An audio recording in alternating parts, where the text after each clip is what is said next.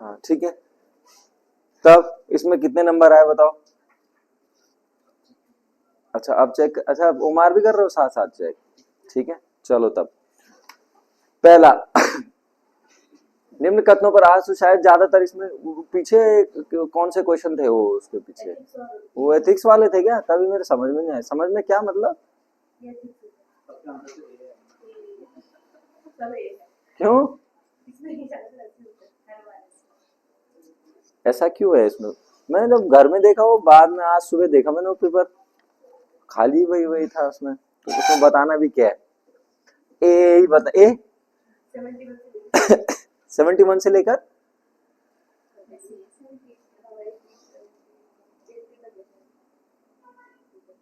चल, चलो देखते हैं उनका, बाकी तो क्या, बाकी तो नंबर तो ठीक है, रीजनिंग भी थी उसमें शायद, है ना, कर ली थी रीजनिंग तो कर ली, मैथ्स वाला पता नहीं वो तो, चलो देख लेंगे उसको आएगा तो ठीक है। चलो निम्न कथनों पर विचार करें और सही उत्तर का चयन किया, हमने सही बताना है इस पर, क्वेश्चन नंबर 1 है हमारे पास, हमने इसको सही बताना है, ठीक है। ब्रह्म कमल में जुलाई सितंबर के मध्य जो है, अगर चलो आंसर की अगर बात करते हैं हम लोग तो ए और बी कहा गया, ब्रह्म कमल में जुलाई सितंबर के मध्य में पुष्प उगते हैं, तो ठीक है ये हमारे पास पहला सही हो जाएगा। मोनाल तथा डफलिया एक ही प्रजाति के हैं, लेकिन मोनाल मादा जबकि डफलिया नर है, तो ये भी सही हो जाएगा, ठीक है। और ब्रह्म कमल मध्य हिमालय क्षेत्र में लगभग, तो ये गलत हो जाएगा हमारे पास, ठीक है, ये 2500 से 3500 नहीं होता, ठीक है, यानी ए और बी है भाई, हाँ तो ये ऑप्शन ए आंसर हो जाएगा, ठीक है। ए और बी हमारे पास क्या हो जाएंगे, सही हो जाएंगे, और बी क्या कौन सा, सी गलत है ना, ये लिखा तो है सी गलत है यहाँ पर, ठीक है, ए और बी सही है और सी क्या हो जाएगा गलत, यानी फर्स्ट का आंसर हमारे पास ए हो जाएगा, ठीक है। चलो ब्रह्म कमल की अगर बात करते हैं, बताओ जरा ब्रह्म कमल के बारे में, ठीक है, कौन सी हाइट पर मिलता है ब्रह्म कमल हमारे पास, ब्रह्म कमल की अगर बात करते हैं कौन सी हाइट पर मिलेगा, तो 4800 से लगभग हमारे पास 6000 मीटर की ऊंचाई पर मिलता है, ठीक है। कौन से कुल का पौधा है, तो एस टेरेसी, ठीक है, एस टेरेसी कुल का पौधा है, ठीक है। क्या है वैज्ञानिक नाम ब्रह्म कमल का सोसूरिया, ठीक है, सोसूरिया अब बेटा जो है इसका हमारे पास वैज्ञानिक नाम हो जाता है, लगभग 4800 से 6000 मीटर होगा, एस्टेरेसी कुल का जो है पौधा यहाँ पर हो जाता है, ठीक है। चलो फटाफट आंसर आपने देना बेटा, ये सॉल्यूशन तो आपके लिए है, मेरे लिए नहीं है सॉल्यूशन, सॉल्यूशन में केवल डाउट्स हैं बस, केवल बताओ कितनी प्रजातियां हैं विश्व में, इसकी विश्व में कितनी प्रजातियां हैं ब्रह्म कमल की, 210, ठीक है। और अगर हम भारत की या मतलब भारत या उत्तराखंड की अगर बात करते हैं तो कितनी प्रजातियां हो जाती हैं हमारे पास, 24 प्रजातियां हो जाती हैं। वहीं अगर ब्रह्म कमल की अगर बात करते हैं तो दो प्रश्न और भी बनते हैं कि भाई महाभारत में ब्रह्म कमल को क्या कहा गया है, और ब्रह्म कमल को स्थानीय भाषा में क्या क्या कहा गया, बताओ जरा, किसमें कहा गया, कौल कदम हमारे पास, ठीक है, स्थानीय भाषा में, और महाभारत में क्या बोला गया हमारे पास, सौगंधित, ठीक है। तो महाभारत में हमारे पास हो जाएगा सौगंधित, सौगंधित हो जाएगा, और स्थानीय भाषा में हमारे पास कौन सा हो जाएगा, कौल पदम जो है स्थानीय भाषा में यहाँ पर हो जाएगा। ब्रह्म कमल की अगर और बात करें तो ब्रह्म कमल जो है दो देवताओं के लिए सबसे ज्यादा अगर हम देखें तो कौन सा, शंकर भगवान को ब्रह्म कमल को जो चढ़ाए जाते हैं, और दूसरा अगर हम देवी आएगी कभी तो कौन सा, नंदा देवी, ठीक है, नंदा जो अष्टमी होती है तो उस समय जो है ब्रह्म कमल के फूल तोड़कर जो है नंदा देवी को भी जो है यहाँ पर अर्पित किए जाते हैं, ठीक है। चलो वही मोनाल की अगर हम बात करें और डफलिया की, तो लगभग ये जो मोनाल है हमारा पक्षी भी है, ठीक है, राज्य पक्षी भी हमारे पास हो जाता है, लगभग किस हाइट पर मिलता है, तो 250 से 5000, ठीक है, लगभग मीटर ऊंचाई पर ये हमारे पास ये मोनाल मिलेगा। सबसे प्रिय भोजन कौन सा है, आलू जो है इसका प्रिय भोजन हो जाता है। डफलिया जो है इसी की एक प्रजाति होती है, डफलिया क्या होता है, यानी मोनाल और डफलिया इसका क्या होता है, कलंकी होती है, तो इसलिए वो पहचाना जाता है, तो डफलिया मतलब नर वाला, और अगर उसकी कलंकी नहीं हुई तो वो क्या हो जाती है, मादा में काउंट हो जाती है, ठीक है। चलो फिर बात करते हैं हमारे पास, ठीक है, सी, तो ब्रह्म कमल तो जैसे मैंने बता दिया ये तो गलत हो जाएगा, ठीक है। ब्रह्म कमल हमारे पास कितने से कितने, लगभग 4800 से 6000 मीटर यहाँ पर मिल जाएंगे, ठीक है। चलो क्वेश्चन नंबर 2 की अगर बात करते हैं, ठीक है, क्वेश्चन नंबर 2 की अगर बात करें तो कौन सा एक जनजाति के संबंध में सही नहीं है, आपने बताना है कौन सा यहाँ पर जनजाति के उसमें संबंध में सही नहीं है, बताओ जरा कौन सा होगा आंसर यहाँ पर, कौन सा सही नहीं होगा, हाँ बी, ठीक है। चलो, भिरोली और फूलदेई भोटिया के प्रमुख त्योहार, तो भोटियाओं के नहीं है ये प्रभाव, ठीक है। तो हमारे पास बी जो है इसका आंसर हो जाएगा। गलत बताना था, तो जैसे हमारे पास भिरोली, भिरोली हमारे पास क्या हो जाता है, ठीक है, एक तरीके की जो जैसे हम लोग कहीं कहीं पर इसको भिटोली भी होता है, ठीक है, भिटोली, ठीक है, कई बारी लगभग चैत्र मास के आसपास होती है जहां पर हम जाते हैं, ठीक है, बहनों के लिए जो है वहां पर क्या लिया, भिरोली या भिटोली वहां पर देते हैं, ठीक है। फूलदेई क्या होता है हमारे पास, एक प्रकार का क्या है, ये भी हमारे पास किस में आता है, लगभग चैत्र मास में, ठीक है। फूलदेई जब छोटे बच्चों का ये, ठीक है, यानी हमारे राज्य में छोटे बच्चों का एक उत्सव, एक त्योहार होता है जिसे फूलदेई कहते हैं, ठीक है। जो बच्चे घर घर जाकर क्या करते हैं, फूल रखते हैं, ठीक है, फिर उनको भाई इसी चैत्र मास में फुलार जब आती है, फ्यूली नामक एक फूल होता है, ठीक है, उसको तोड़कर घर घर पर डालते हैं, फिर अंतिम 7वें या 8वें दिन जो है क्या करते हैं, चावल दाल बांट कर फिर उसका भोजन बनाया जाता है, उसका फिर प्रसाद के रूप में जो है उसको किया जाता है। यहीं पर इसी फूलदेई संक्रांत में कहीं कहीं पर कटवाल के कुछ क्षेत्रों में जो है गोग्या, गोग्या, ठीक है, गोग्या देवता, ठीक है, बच्चों के देवता के रूप में माने जाते हैं, और इनको भाई बच्चों के इस उत्सव में जो है इसकी डोली भी आ जाए, गोग्या देवता की, ठीक है, छोटे बच्चों का एक देवता होता है, उसको जो है देखा भी, और बच्चों के घुमाते हैं जैसे डोलियां घुमाते हैं, छोटे छोटे निशान उनको लेकर होता था वो गोग्या। खेला कभी ये करें, पता है गोग्या कभी नहीं? हाँ, तो गाने में देखा तो वो जो गाने में है ना वो यही है, वो देवता, गोग्या देवता उसको बोलते हैं, ठीक हो गया। चलो, सबसे पहले अगर हम देखें तो ऑप्शन ए थारू तराई और बाबर की सबसे बड़ी जनजाति हो जाती है। हाँ, तो सबसे बड़ी जनजाति हमारे पास थारू हो जाती है। थारू के बाद अगर हम देखें तो हमारे पास कौन सी हो जाएगी, जौनसारी, ठीक है। थारू के बाद कौन सी आ जाती है, जौनसारी।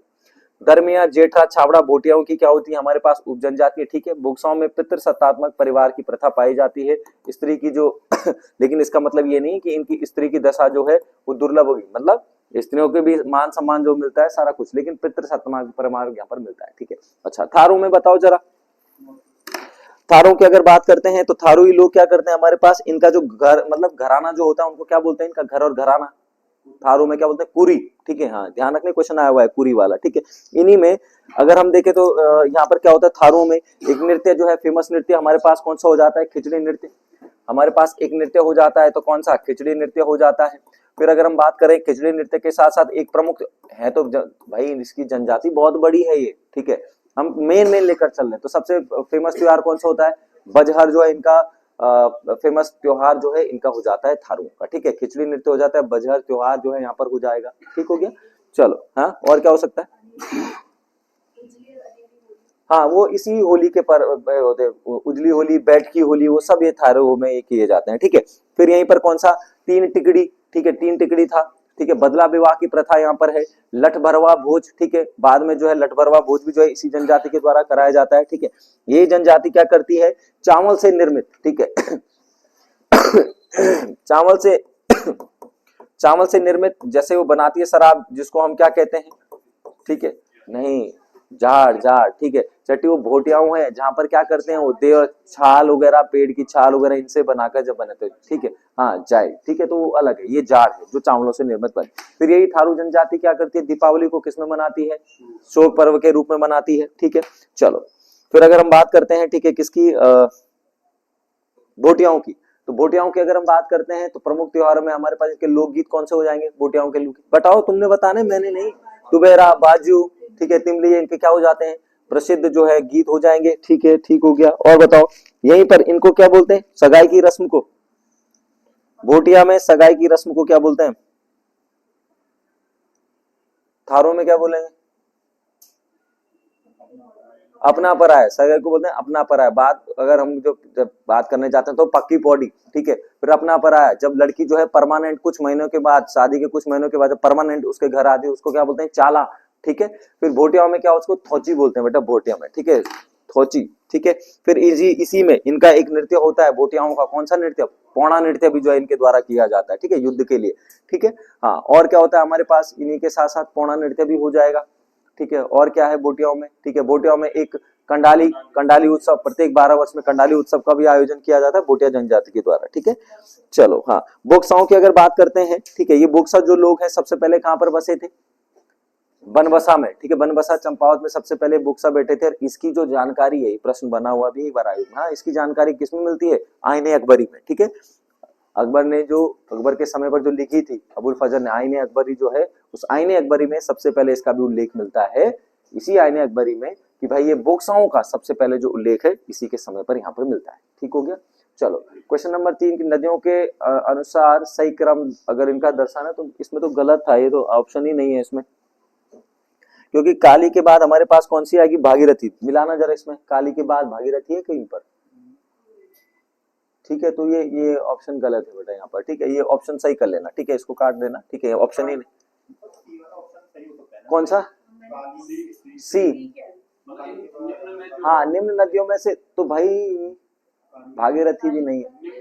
हाँ ठीक है, अगर निम्न वाले के हिसाब से अगर चल रहे हो तो हाँ ठीक है वो भी, पर इधर भागीरथी तो नहीं है। भागीरथी देखो अलकनंदा, ये तो पहला वाला तो गलती हो जाएगा हमारे पास। ठीक है, ये तो पहले आएगी।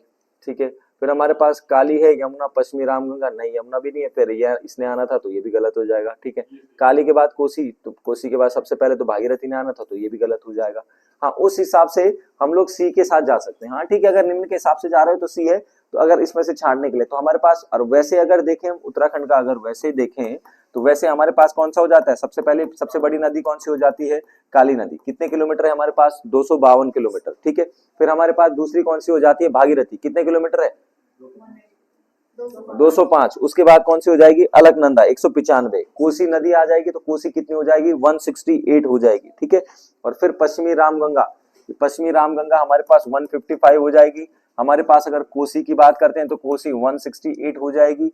अलकनंदा की अगर बात करें तो 195 हो जाएगी। काली की बात करें 252 हो जाएगा। और अगर यहीं पर अगर आ जाता है तो भागीरथी, तो भागीरथी हमारे पास कितनी हो जाएगी, 205 किलोमीटर। और फिर अलकनंदा और भागीरथी का संगम, ठीक है, कहां पर होता है, देवप्रयाग में। ठीक है, 4 की अगर बात करते हैं तो सही सुमेलित अगर हम देखें तो कौन कौन सा आंसर हो जाएगा, बताओ कौन सा हो जाएगा, चौथे का आंसर हमारे पास कौन सा हो जाएगा, ए जो है आंसर हो जाएगा चौथे का।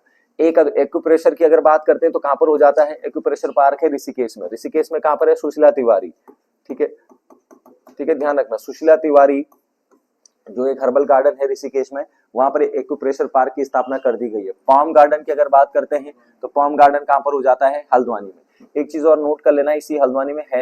हल्द्वानी में तो बहुत सारी चीजें हैं, सेनेटर पार्क भी अभी सबसे पहला यही खुला है हल्द्वानी में। ठीक है, ध्यान रखना, ये पेपर में आया हुआ भी है, ध्यान रखना। महाभारत तथा रामायण वाटिका, महाभारत तथा रामायण जो वाटिका है वो कहां पर है, हल्द्वानी में ही स्थित है। हल्द्वानी में बहुत सारी चीजें स्थित है हल्द्वानी में। ठीक है, बस ये दो तीन चीजें याद रखनी है, पाम गार्डन हो गया, ठीक है, महाभारत और रामायण वाटिका भी यही है। फिर हमारे पास क्रोकोडाइल पार्क हो जाता है, कौन सा, खटीमा में हो जाएगा, उधम सिंह नगर। और डी कैक्टस पार्क जो है हमारे पास कहां पर हो जाएगा, देहरादून में यहाँ पर हो जाता है। ठीक हो गया, चलो तो थोड़ा सा इसको भी थोड़ा सा ध्यान रख लेना। ठीक है, फिर यहीं पर हल्द्वानी में हमारे पास कौन सा हो जाएगा, लिख रहे हो तो लिख लो, डायनासोर भी आ जाता है हमारे पास, डायनासोर पार्क भी हल्द्वानी में ही है। डायनासोर पार्क भी हमारे पास हल्द्वानी में ही हो जाता है। ठीक है, पॉलिनेटर भी वही है, हल्द्वानी में ही हो जाएगा, पॉलिनेटर पार्क भी हल्द्वानी में हो जाएगा हमारे पास। महाभारत, रामायण वाटिका, डायनासोर वगैरह सब यहीं पर हो जाएगा। ठीक है, ठीक है। अच्छा, अगर कभी आएगा ऐसा गोट वैली, ठीक है, प्रथम फर्स्ट गोट वैली, गोट वैली मतलब बकरी, ठीक है, गोट वैली तो हमारे पास हो जाती है कालसी। और फिर दूसरा आएगा तो चक्राता, 2 जगह गोट वैली भी बना रही है सरकार। ठीक है, चलो, और बाकी आपने खुद पढ़ने भाई, परीक्षा वाणी का जो लास्ट है ना, जो वन लाइनर है ना, शुरू में एक चैप्टर बड़ा वाला, उसके लास्ट पेज पर है लिखा हुआ, ये सारे पार्क लिखे हुए हैं। ठीक है भाई, अब देखो यहाँ तो लिखाने को तो मैं भी लिखा सकता हूँ, तो हाँ लाइक सब है बेटा, उनको लिख लेना है एक बार, सारा का सारा एक टेबल बना लेना उसकी। ठीक है, और उनको लिख लेना। ठीक हो गया, चलो फिर अगर हम बात करते हैं अगले प्रश्न की, जो तो थोड़ा थोड़ा इंपॉर्टेंट होंगे उनको देख लेंगे आज तो। ठीक है, गलत कथन का चयन कीजिए। तो 5 का हमारे पास आंसर कौन सा हो जाएगा, 5 का बी नहीं सी। ठीक है, अति सघन वन सबसे कम। ठीक है, अति सघन अगर वन की अगर हम बात करते हैं, ठीक है, तो कहां पर हो जाएंगे, सी हमारे सबसे कम पूछा ना उधम सिंह नगर ने। ठीक है, अति सघन वन सबसे कम हमारे पास हरिद्वार, हरिद्वार में तो है ही नहीं। ठीक है, तो ये यहाँ पर हो जाएगा। देखो 3 प्रकार के वन हमारे पास आते हैं, सघन, अति सघन और हमारे पास, या अति सघन वन हमारे पास आते हैं, मध्यम सघन वन, और फिर आते हैं हमारे पास खुले वन। जादों की अगर बात करते हैं तो कहां पर होंगे, अति सघन कहां पर होंगे हमारे पास, नैनीताल में। ठीक है, सबसे ज्यादा है नैनीताल में अति सघन, उसके नैनीताल। ठीक है, उसके बाद हमारे पास आता है कौन सा, मध्यम सघन। मध्यम सघन भी हमारे पास कहां पर है, पौड़ी में। और खुले वन भी हमारे पास कहां पर है, पौड़ी में। ठीक है, फिर अगर देखा, अगर इनको कैनोपी के माध्यम से नापते, सघनता कैसे नापते हैं हम, कैनोपी के माध्यम से नापते हैं। ठीक है, ये ध्यान रखना। दूसरा, अगर हम वनों की अगर बात करते हैं तो सर्वाधिक वन कहां पर है हमारे यहाँ, अरे नॉर्मली वैसे अगर देखें नैनीताल में, और सबसे कम हरिद्वार, ठीक है। फिर अगर बात आती है हमारे पास कि कौन इसको मतलब जारी करता है, कौन सी रिपोर्ट है अभी की, कौन सी वन रिपोर्ट है, 18वीं वन रिपोर्ट, ठीक है। कौन जारी करता है, तो भारतीय वन सर्वेक्षण विभाग इसको जारी करता है, ठीक है। हमने 1987 से इसको जारी करने, पहले 3 साल में होती थी, लेकिन अब क्या होती है, प्रत्येक 2 वर्षों के बाद इस रिपोर्ट को जारी किया जाता है। और इसका हेडक्वार्टर हमारे पास कहां पर है, इसी का हेडक्वार्टर कहां पर है, देहरादून में इसका हेडक्वार्टर है। और इस समय की हमारे पास कौन सी रैंकिंग है, तो हमारे पास 18वें नंबर की रिपोर्ट जो है यहाँ पर ये मिल जाती है, ठीक हो गया। चलो क्वेश्चन नंबर अगर हम 6 की बात करें, निम्न कथनों पर विचार करें और सही कथन का चयन करें, तो 6 का आंसर हमारे पास कौन सा हो जाएगा, सी जो है इसका आंसर हो जाएगा, केवल ए और सी, 6 का आंसर हो जाएगा ए और सी। देखो 9 फरवरी 1987 को कॉर्बेट ने, हमने ये पश्चिमी भाग को अलग कर दिया है जिससे सोना नदी वन्य जीव विहार मिला, हाँ बिल्कुल सही हो जाएगा, 1987 में इसको बनाया गया था, ठीक है, सही है। हमारे पास अप्रैल 2016 में राजाजी राष्ट्रीय उद्यान को भारत का अर्थ, तो 2016 नहीं है ये, हमारे पास कौन सा है, 2016 नहीं, बल्कि हमारे पास कौन सा हो जाएगा, 2015 में। तो 2015 में हमने राजाजी राष्ट्रीय उद्यान को भारत का 48वां टाइगर रिजर्व जो है हमने यहाँ पर घोषित किया। कॉर्बेट राष्ट्रीय उद्यान शिवालिक और मध्य हिमालय के बीच में स्थित है, हाँ बिल्कुल सही है, रामगंगा नदी भी यहाँ से बहती है, ठीक है। तो हमने कहा कॉर्बेट राष्ट्रीय उद्यान की अगर बात करते हैं, तो कॉर्बेट तो बाद में पढ़ा, ठीक है। कॉर्बेट राष्ट्रीय उद्यान की स्थापना कब हुई थी, 1936 में, ठीक है, हेली नाम से हुई थी, फिर बाद में इसका नाम भी भाई चेंज कर दिया गया, ठीक है, कॉर्बेट। ध्यान रखना हमारे यहाँ सबसे ज्यादा जो बाघ और टाइगर, हमारे यहाँ जितने भी बाघ हैं सबसे ज्यादा कहां पर हैं, कॉर्बेट में, ठीक है, ध्यान रखना। फिर हमने कहा राजाजी राष्ट्रीय उद्यान 2015 में हमने इसको बना दिया था, ठीक है। और ये किसके नाम पर है, राजाजी राष्ट्रीय उद्यान, गोपालाचारी जो है उन्हीं के नाम पर जो है इसको क्या मतलब राजाजी को बनाया गया है। 3 को मिक्स अप करके इसको राजाजी को बनाया गया था, कौन कौन थे वो 3, एक चीला, ठीक है, हमारे पास कौन सा, मोतीचूर, ठीक है, और तीसरा राजाजी तो बाद में बना, हमारे पास चीला था, मोतीचूर था, और एक वन विभाग कौन सा था वो बताओ जरा, हाँ राजाजी विहार, उद्यान तो बाद में ना, राजाजी विहार, ठीक है, 3 थे, तो उन तीनों से मिक्स करके हमने क्या कर दिया था, लास्ट में फिर कब बना है, मतलब राजाजी राष्ट्रीय उद्यान को हमने बना दिया, कब, 1983 में जो है हमने इसको बना दिया फिर, ठीक है। चलो तो ये ध्यान रखना, ठीक है। दूसरा, और भाई अगर हम कॉर्बेट की अगर बात करते हैं, तो इसके बाघों के सर्वे में पहला जो है टाइगर रिजर्व कौन था, कॉर्बेट ही था पहला टाइगर रिजर्व, ठीक है। 1972 में जब हमने चलाया, मतलब टाइगर प्रोजेक्ट जो 1973 में चला, और फिर हमने भाई कौन सा, कैलाश सांकला, जिसको क्या कहते हैं, भारत का टाइगर मैन के नाम से भी जाना जाता है, कैलाश सांकला को, कहाँ के रहने वाले हैं, राजस्थान के, ठीक है। चलो फिर अगला अगर हम देखें, ठीक है, इसमें बड़ी दिक्कत होती है यार, फिर खिसकाओ, ठीक है। 7 दून घाटी में नवधान्य आंदोलन, ठीक है, तो दून घाटी जो था, नवधान्य आंदोलन हमारे पास कब हुआ था, 1982, ऑप्शन बी जो है आंसर हो जाएगा दून घाटी। नवधान्य आंदोलन पर्यावरण से हमारे पास ये संबंधित है, तो ये दून घाटी में हो जाएगा 1982 में, ठीक है। चलो अगला, 2017 में उत्तरकाशी में भारत का पहला हिम तेंदुआ संरक्षण केंद्र किस देश की सहायता से स्थापित किया गया है, तो ऑप्शन डी हो जाएगा नीदरलैंड। हालांकि वहां पर यूएनडीपी भी आता है, कुछ जगहों पर यूएनडीपी भी मिलेगा आपको, लेकिन सहयोग की अगर बात करते हैं तो वहां से नीदरलैंड से। ध्यान रखना ये प्रश्न वैसे भी बना हुआ है कि कब बना, 2017 में, कहां पर बना, उत्तरकाशी में, क्या था, तो हिम तेंदुआ संरक्षण केंद्र, यानी हमारे यहाँ हिम तेंदुआ सबसे ज्यादा पाए जाते हैं, ठीक है, बर्फीले इलाकों में।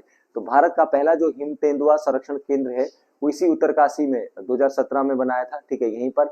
ये अगर कभी पूछे कि किस घाटी में है बेटा, कभी अगर ऐसा आया तो भैरव घाटी, ठीक है, ध्यान रखना इसी भैरव घाटी में है, ठीक है। गोविंद जो वन्य जीव विहार है, ठीक है, इसके अंतर्गत है गोविंद वन्य जीव जो विहार है, इसके अंतर्गत जो है इसका संरक्षण जो है यहाँ पर कर दिया गया है, इसी भैरव घाटी में, ठीक हो गया, ध्यान रखना, ठीक है। चलो, और इसी के लिए फिर क्यों किया था हमने, 2017 में इसको बनाया, और फिर इसी के चलते हमने क्या किया 2020 में, इसी के चलते हमने क्या किया 2020 में इनकी जनगणना भी कराई थी बेटा, हिम तेंदुआ जो थे इनकी जनगणना भी हमारे द्वारा कराई गई थी, ठीक हो गया।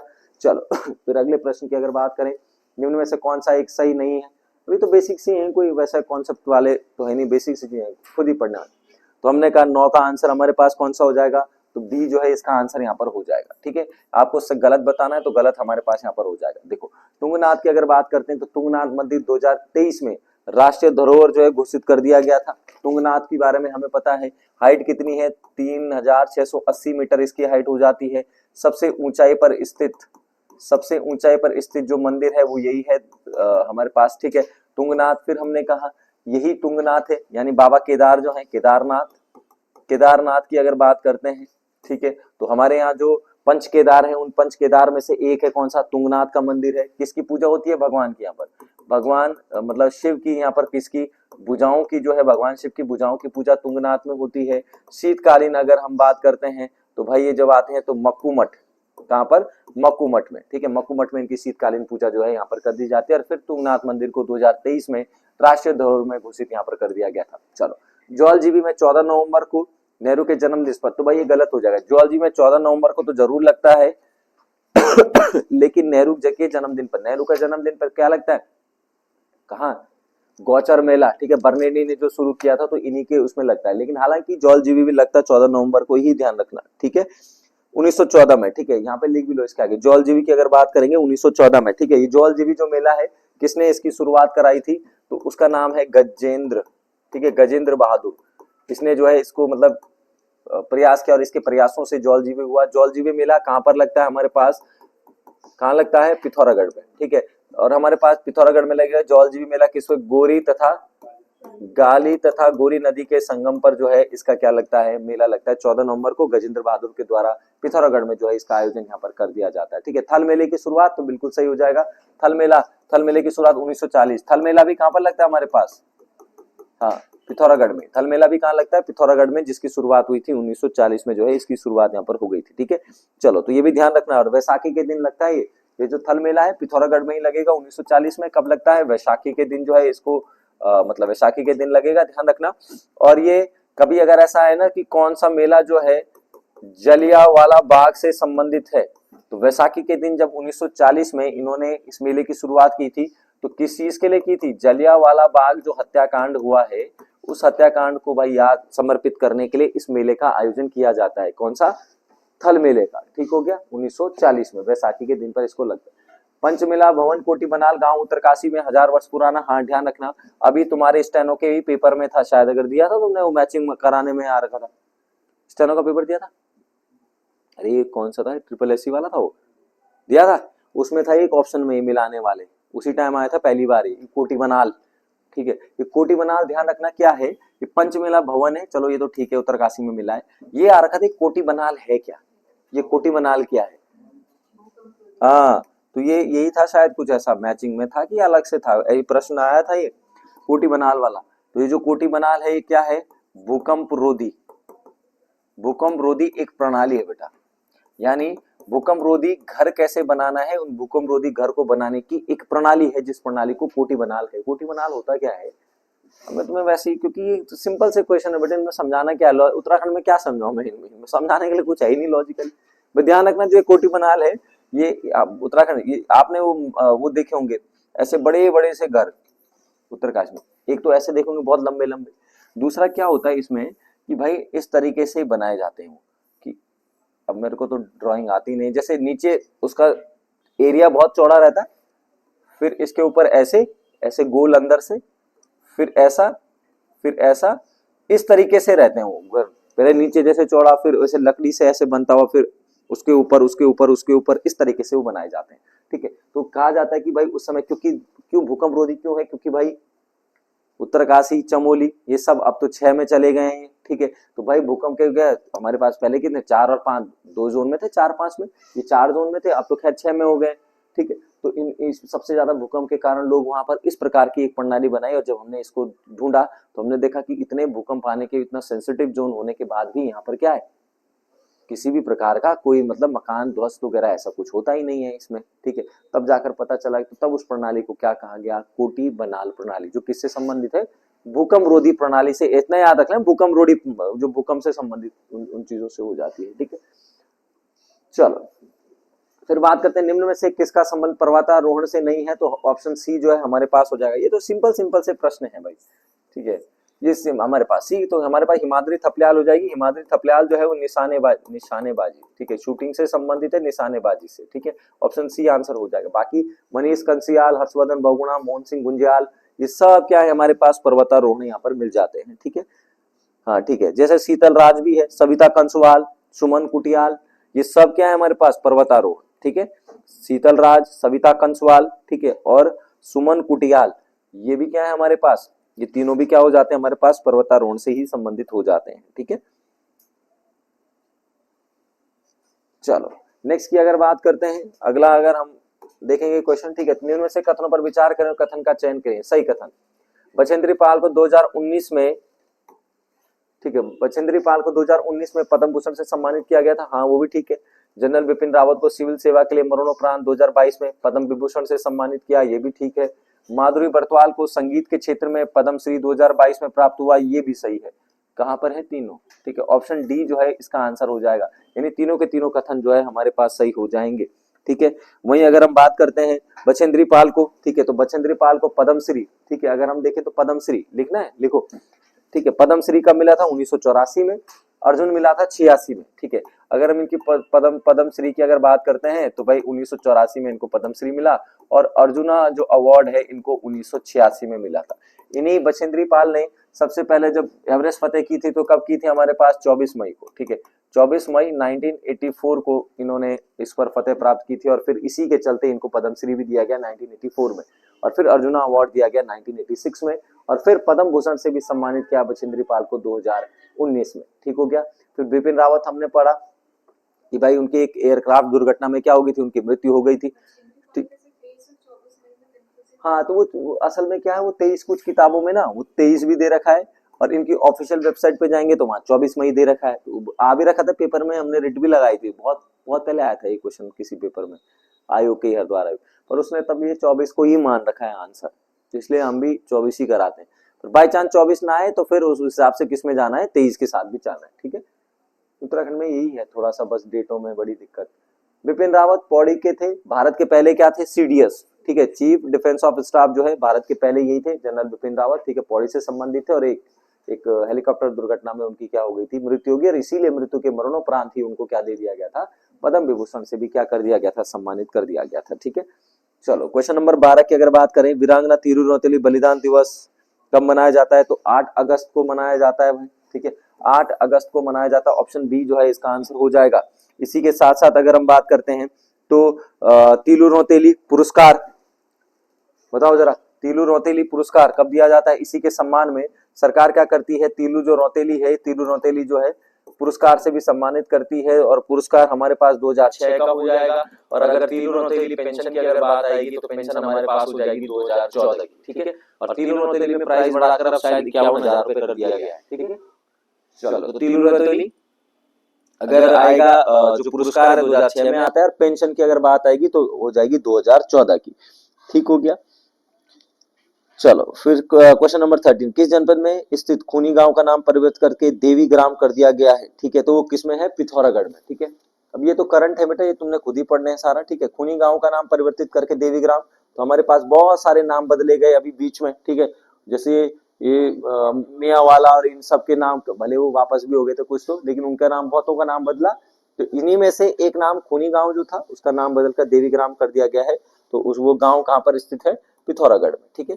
चलो उत्तराखंड के कीवी मैन के नाम से प्रसिद्ध संगत सिंह, कीवी मैन के नाम से प्रसिद्ध जो संगत सिंह मेहरा का संबंध हमारे पास कहां से हो जाता है, तो हमारे पास कहां से है वो, भवाली, ठीक है, भवाली जो है नैनीताल जो है यहाँ से ये हमारे पास हो जाते हैं कीवी मैन। अच्छा इसमें कीवी मैन में एक प्रश्न और भी था क्या, यहाँ पर कुछ आगे था वो एक क्वेश्चन में कहीं देख रहा था, जहां पर मांगल, अच्छा चलो इनको वहीं लिखेंगे, फिर बाद में तुम्हें एक टेबल लिखाऊंगा, अभी बाद में लिख लेंगे, छोड़ो, ठीक है। एक क्वेश्चन है ना आगे उसमें शायद, हाँ तो उस टेबल को वहीं लिख लेंगे कि कौन कौन से किस किस के कौन कौन से। चलो उत्तराखंड में कीवी मैन के नाम से तो ये हो गया भाई, कीवी मैन जो है संगत सिंह है, ठीक है, कीवी के लिए कीवी नीति भी है, उत्तराखंड सरकार अब जो है कीवी उत्पादन के लिए कीवी नीति भी ला रही है, ठीक है। अच्छा हर्षिल उत्तरकाशी में है, आपको पता है कि ये जो है किस चीज के लिए, सेब उत्पादन के लिए वाइब्रेंट विलेज, उत्तराखंड सरकार ने वाइब्रेंट विलेज के लिए भी है। जैसे थानो देहरादून में जो फेमस है, यहाँ पर थानो देहरादून में क्या है हमारे पास, लेखा गांव हो जाएगा, ठीक है, इस तरीके से जो हो जाते हैं यहाँ पर, ठीक है। तो थानो देहरादून में पहला लेखक गांव भी यहीं पर ही है, वाइब्रेंट विलेज के रूप में जो है इनको मतलब देखा जा रहा है, ठीक है। चलिए क्वेश्चन नंबर 15 की अगर बात करते हैं तो 15 का आंसर हो जाएगा हमारे पास बी, ठीक है, 15 का आंसर कौन सा हो जाएगा, तो बी जो है हमारे पास हो जाएगा। हमने कहा खास पट्टी जो वन आंदोलन है हमारे पास है, उन खास पट्टी आंदोलन 1906-7 हो जाएगा। हमारे पास कुंजड़ी जो वन आंदोलन है वो हमारे पास हो जाएगा कब, 1904 में, अमर सिंह ने इसका नेतृत्व किया था, अमर सिंह ने। ठीक है, फिर अगर बात करते हैं राजगढ़ी जो आंदोलन है, राजगढ़ी आंदोलन 1926 से हमारे पास हो जाता है। ठीक है, 1926 हो जाए राजगढ़ी। राजगढ़ी का जो किला है हमारे पास कहां पर है, राजगढ़ी। ठीक है, उत्तरकाशी। ठीक है, उत्तरकाशी में है ये राजगढ़ी का किला। ठीक है, तो राजगढ़ी वन आंदोलन वहीं पर हुआ था। डांगी चौर जो वन आंदोलन भी 1946 में, ठीक है, इसी समय पर हुआ था। ठीक है, तो ये कुछ प्रमुख जो वनों से संबंधित आंदोलन है। ठीक है, और आंदोलन की अगर बात करते हैं कौन कौन से हमारे पास और आंदोलन बताओ जरा, तुमने बताना। हाँ, रवाई कांड या रवाई आंदोलन कब हुआ था? हाँ, डेट भी आती है उसकी, कब आया था रवाई कांड, बताओ जरा। 30 मई 1930 को जो है रवाई कांड हुआ था। ठीक है, कहां पर, यमुना नदी के किनारे पर। किसने किया था नेतृत्व? टिहरी रियासत में था। और किसने, नहीं बेटा, नेतृत्व, नेतृत्व उसने तो गोली चलाई। दयाराम रवाल्टा। ठीक है, उत्तरकाशी के थे ये दयाराम रवाल्टा। ठीक है, दयाराम रवाल्टा, इन्होंने नेतृत्व किया था तिलाड़ी आंदोलन का। और भाई किसके समय होता, नरेंद्र शाह के समय पर यूरोप की यात्रा पर थे वो। और इसने भाई दीवान था उस समय चक्रधर जुयाल, और इन्होंने उसको मतलब जैसे दमन करते ही हैं, सरकार करती है दमन, दमन करने के लिए गए तो इसने फायरिंग कर दी, तो कई सारे लोग वहां पर मारे गए। किसान थे, अपने वन भूमि, क्यों क्यों हुआ था तिलाड़ी, तो हमने कहा कि वन भूमि को मतलब कृषि भूमि को किस में कन्वर्ट कर रहे थे, वन भूमि में कन्वर्ट कर दिया था, जिसके लिए इन्होंने कहा कि भाई वापस कर दो। तो ये आंदोलन हो गया, और जब आंदोलन हुआ तो भाई उसने गोलियां चला दी। इसीलिए चक्रधर जुयाल को किस नाम से जानते हैं हम लोग इतिहास में? ठीक है, किससे? जनरल गढ़वाल का जनरल डायल। ठीक है, गढ़वाल का जनरल डायल के रूप में जानते हैं। ठीक हो गया, चलो, तो ये बात भी ध्यान रखना। फिर हमारे पास एक आंदोलन आता है डूंगा पैंतोली आंदोलन। ठीक है, डूंगा पैंतोली आंदोलन। ठीक है, लिख रहे हो? लिख रहे हो तो एक टेबल में लिख रहे हो तो लिख लो, वैसे तो परीक्षा वाणी में है बनी हुई टेबल। ठीक है, कौन सा बोला मैंने? डूंगा पैंतोली आंदोलन 1980 में। ठीक है, हुआ था बेटा, नेतृत्व क्या था, मथुरा देवी ने। ठीक है, डैश करके लिख लो मथुरा देवी। और कहां से हुआ था ये? चमोली, चमोली से। ठीक है, तो डूंगा पैंतोली 1980, मथुरा देवी और चमोली से इसकी शुरुआत होगी थी। फिर कौन सा आंदोलन है हमारे पास? रक्षा सूत्र आंदोलन। रक्षा सूत्र कब है? 1994 में। ठीक है, किसके द्वारा? रमेश भाई। ठीक है, रमेश भाई, हाँ सुरेश भाई। ठीक है, कहां से? टिहरी से। ठीक हो गया, सुरेश भाई टिहरी से। फिर एक और आंदोलन हमारे पास आता है झपटो छीनो आंदोलन। ठीक है, झपटो छीनो आंदोलन ये एक बार ही आया हुआ भी है अखबार में। हाँ, झपटो छीनो आंदोलन है हमारे पास 1998 का, 1998 का है। गोविंद सिंह रावत, गोविंद सिंह रावत। ठीक है, तो इन्होंने भी झपटो आंदोलन किया। फिर देखो चिपको आंदोलन तो अब लिखाने की आवश्यकता ही क्या है, वो सबको ही पता है चिपको आंदोलन क्या है, किसने किया? गौरा देवी। ठीक है, 1973-74 में। ठीक है, मार्च 23 मार्च को है शायद वो। ठीक है, हाँ, तो वो सारी की सारी चीजें। ठीक हो गया, चलो, कौन सा? Question number 16। क्वेश्चन नंबर 16 की अगर बात करते हैं, फतेहपति शाह के रचित कृति जो है वो हमारे पास आ जाएगी। तो हमारे पास आंसर कौन सा आएगा बताओ जरा, तुमने भी बताने भाई। 16 का आंसर बताओ जरा। ठीक है, 16 का आंसर हो जाएगा हमारे पास सी। ठीक है, कौन सा हो जाएगा? सी जो है आंसर हो जाएगा।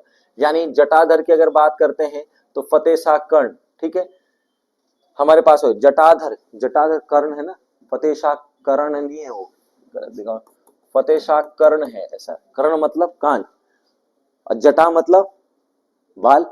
बाल कहाँ आते हैं? हमेशा जब बाल ज्यादा जटाएं हो जाती है तो किसके ऊपर आते हैं? कान के ऊपर आते हैं ना, तो ऐसे याद रखना। जटाधर, जटा मतलब बाल, और जब बाल बड़े हो जाते हैं तो कहाँ आते हैं? सीधा कर्ण के ऊपर। कर्ण मतलब कान के ऊपर आते हैं। ठीक है, हमारे पास कौन सा हो जाता है? रतन कवि। ठीक है, रतन कवि, तो कौन सी हो जाएगी? फतेह प्रकाश। देखो, कवि जहां ना पहुंचे रवि वहां पहुंचे कवि, तो हमने कहा देखो रतन कवि। और कवि जहां भी जाता है बेटा, कवि अपनी लिखावट से, अपनी कविताओं से पूरे विश्व में क्या करता है? समाज में क्या फैलाता है? प्रकाश। ठीक है, वैसे याद रख लेना, रतन कवि फतेह प्रकाश हो जाएगा। ठीक है, फिर रामचंद्र हमारे पास क्या हो जाएगा? फतेह शाह यशो वर्णन। ठीक है, अब देखो राम है ना, इनको याद भी बता भी रहा हूं कैसे करनी है। यहाँ राम है ना, राम, राम का पूरे विश्व में क्या है? यश।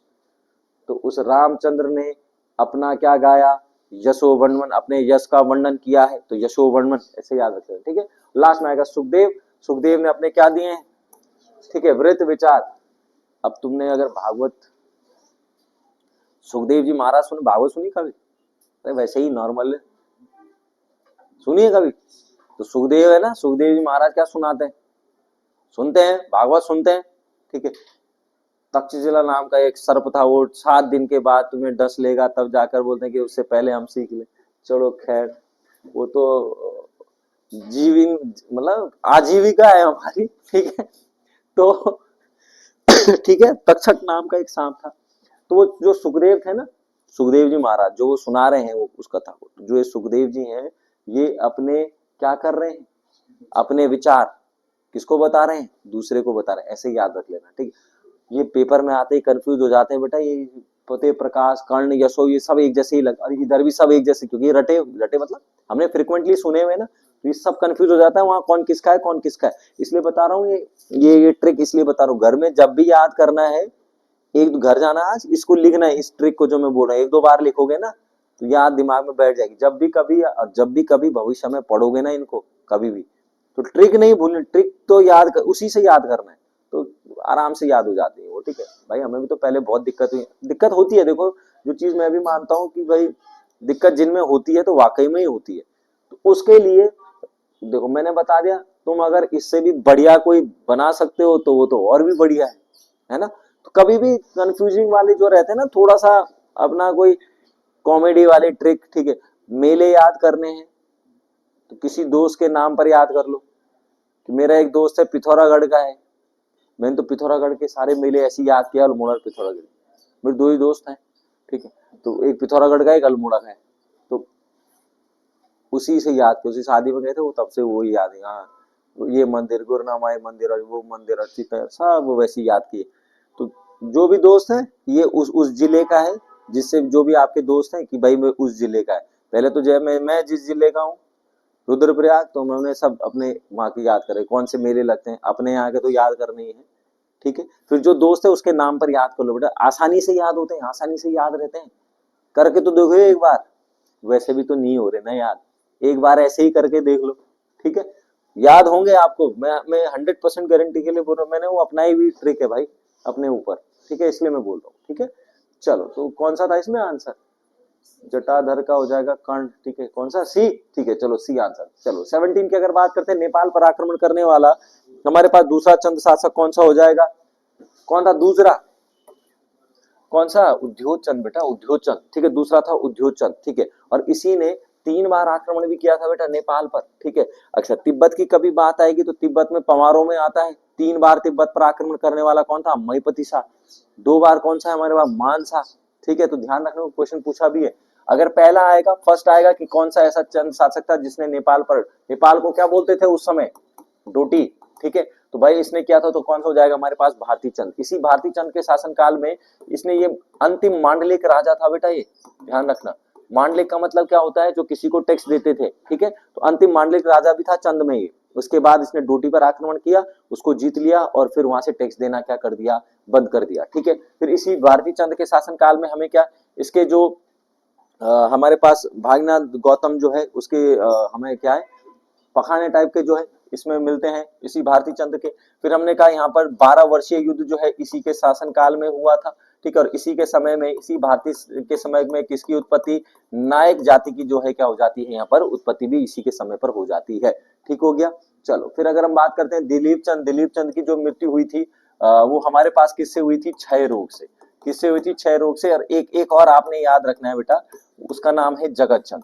जगत चंद की मृत्यु किससे हुई थी, चेचक से, ठीक है। जगत चंद की मृत्यु हुई थी चेचक से, और हमारे पास दिलीप चंद की जो मृत्यु हो जाएगी वो हो जाएगी क्षय रोग से, ठीक है। बाकी रुद्रचंद की अगर बात करते हैं, तो रुद्रचंद में अगर हमने देखा तो इसने जो हमारे पास कौन था, टुकड़िया, हुसैन खान टुकड़िया, ठीक है, उसको पराजित कर दिया था। फिर इफ्का पद्धति में पराजित किया।